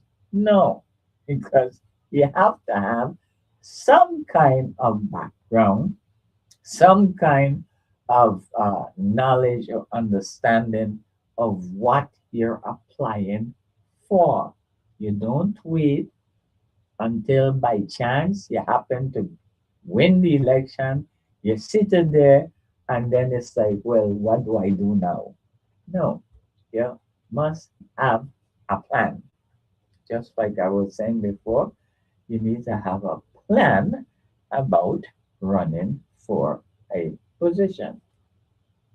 But at any rate, folks, I am asking for your support. I am asking for you to do your research, same, okay, in this issue, because I am not, okay, going to be able to be in attendance to the Board of Election meeting next Wednesday, okay? But as I explained to you, the issue that I challenge and that I am asking the board to review, okay? So if there are any of you who agree with me, and really, if you are a candidate who is a registered independent, and you agree with the position I'm taking concerning this inactive voter issue, you definitely need to show up to the board meeting and support the argument, the position that an inactive voter should be allowed to sign a nomination petition because they have the one most important requirement met, and that is that they are registered to vote. Okay, so I'm asking, right, that as I said, you go to the meeting, and there are situations where you just raise your hand, and Mr. When the issue is on the floor, if it's on the floor now, yeah, they have announced the meeting, but I have not seen an agenda. So I don't know if they have, as I have asked, put the issue on the agenda, which it should be because I placed my request according to their process, which is I wrote a letter, not an email. I wrote a letter. Okay? And I wrote the letter in plenty of time before the agenda is prepared. And it relates to a pressing issue that is coming up in a couple of weeks because the nomination petition packets are going to be distributed soon. And it is something, as I said, that was established by the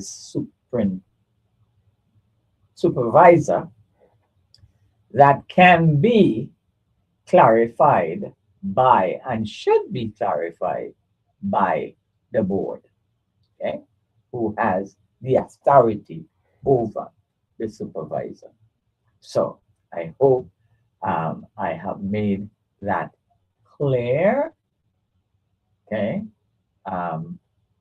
in that position concerning the I'm really trying to find an agenda for Monday's special meeting, but I have not found one. So sorry, I don't know at this time what the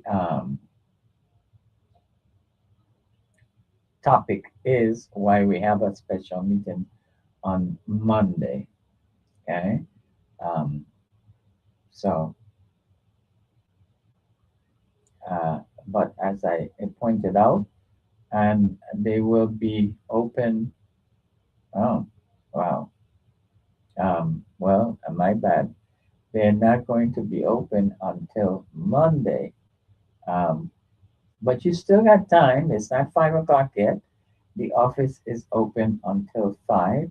So if you are interested, if you are one of those that tap into the board meetings, you still have time to call the office, to find out and to get the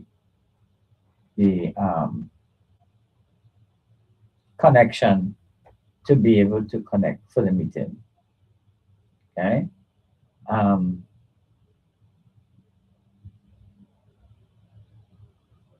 okay.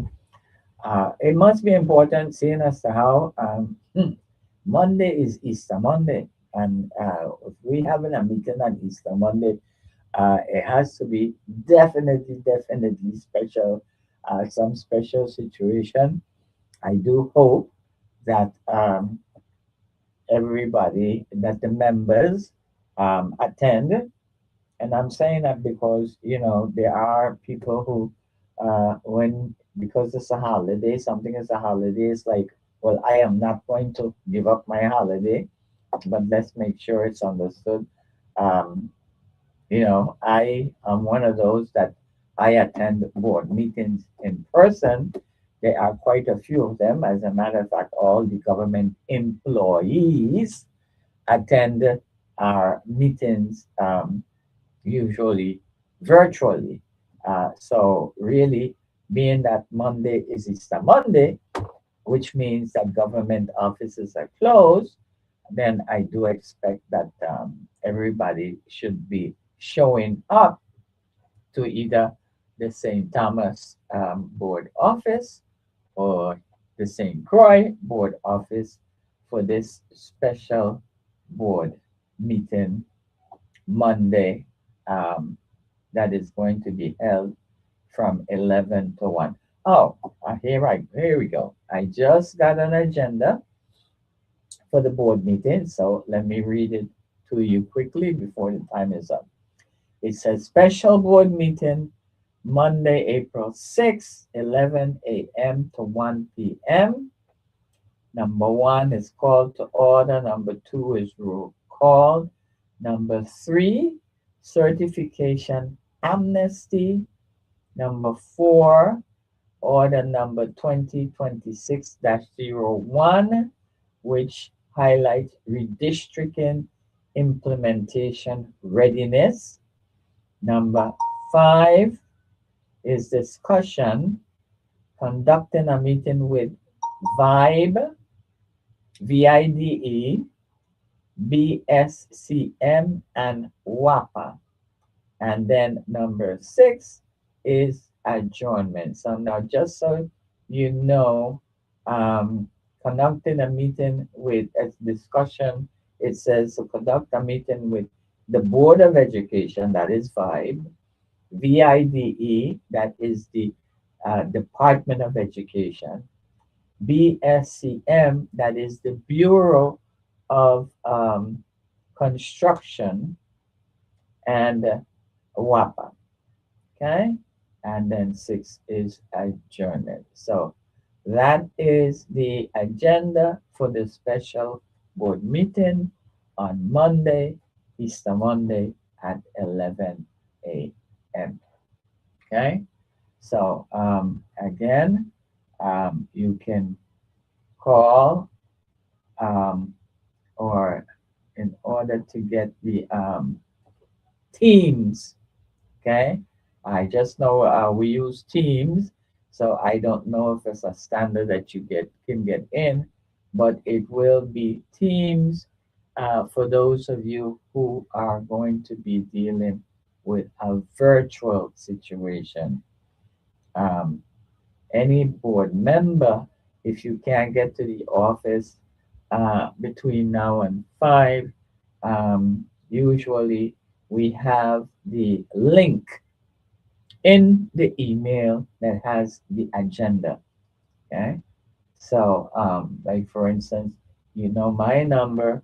If you need that Teams link and you can't get it from the office, send me a text, and I will forward with your email, and I will forward that to you. Okay.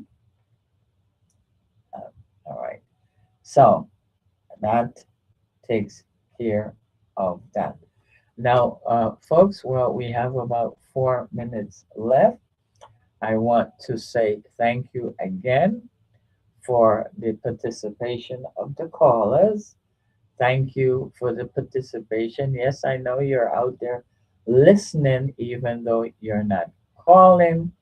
And some of you do see me sometimes at the supermarkets or whatever and give me a compliment and encouragement, and I do appreciate that. And I'm just asking that you spread the comments and the suggestions that I make concerning the vetting of candidates. Because, as I said, it is important that we are serious in our vetting of candidates. And this is across the board. Let's make sure, because, I hate it when we have the general election, which means that it includes governor, lieutenant governor candidate, because everybody gets focused on this, what they think is the number one most important position, and they spend less time focusing on the candidates for the other positions. Please, folks, every elected position matters. Every elected position is important. Every elected position carries the weight responsibility of important work to be done. So let's please, please, please be serious about the vetting of the people who are going to bring out their names once they successfully submit the nomination uh, petition papers and they're accepted by the supervisor. Okay. Um, please make sure that you pay serious attention to these people who are going to be, um, well, putting themselves out there for these positions that exist. Okay, delegate to Congress, governor, lieutenant governor, senators for the 37th legislature, members for the Board of Election, and members for the Board of Education. Give all of them your serious attention, vetting, concentration, so that when you make your decision, you are selecting the best of everything of all who are offered. Okay? So thank you much for listening and tuning in. I do appreciate your being there, listening to the program, even if you don't call, hopefully, as we get down more and more into the campaign season, you'll be nudged to call because things are just will just get so um, all involved. But thank you much anyway. Continue to listen to WSTX 970 AM, and you will be hearing next week a double dose of Mario. So enjoy, be safe, and enjoy your holy weekend. Okay? Thank you much. Good afternoon to all.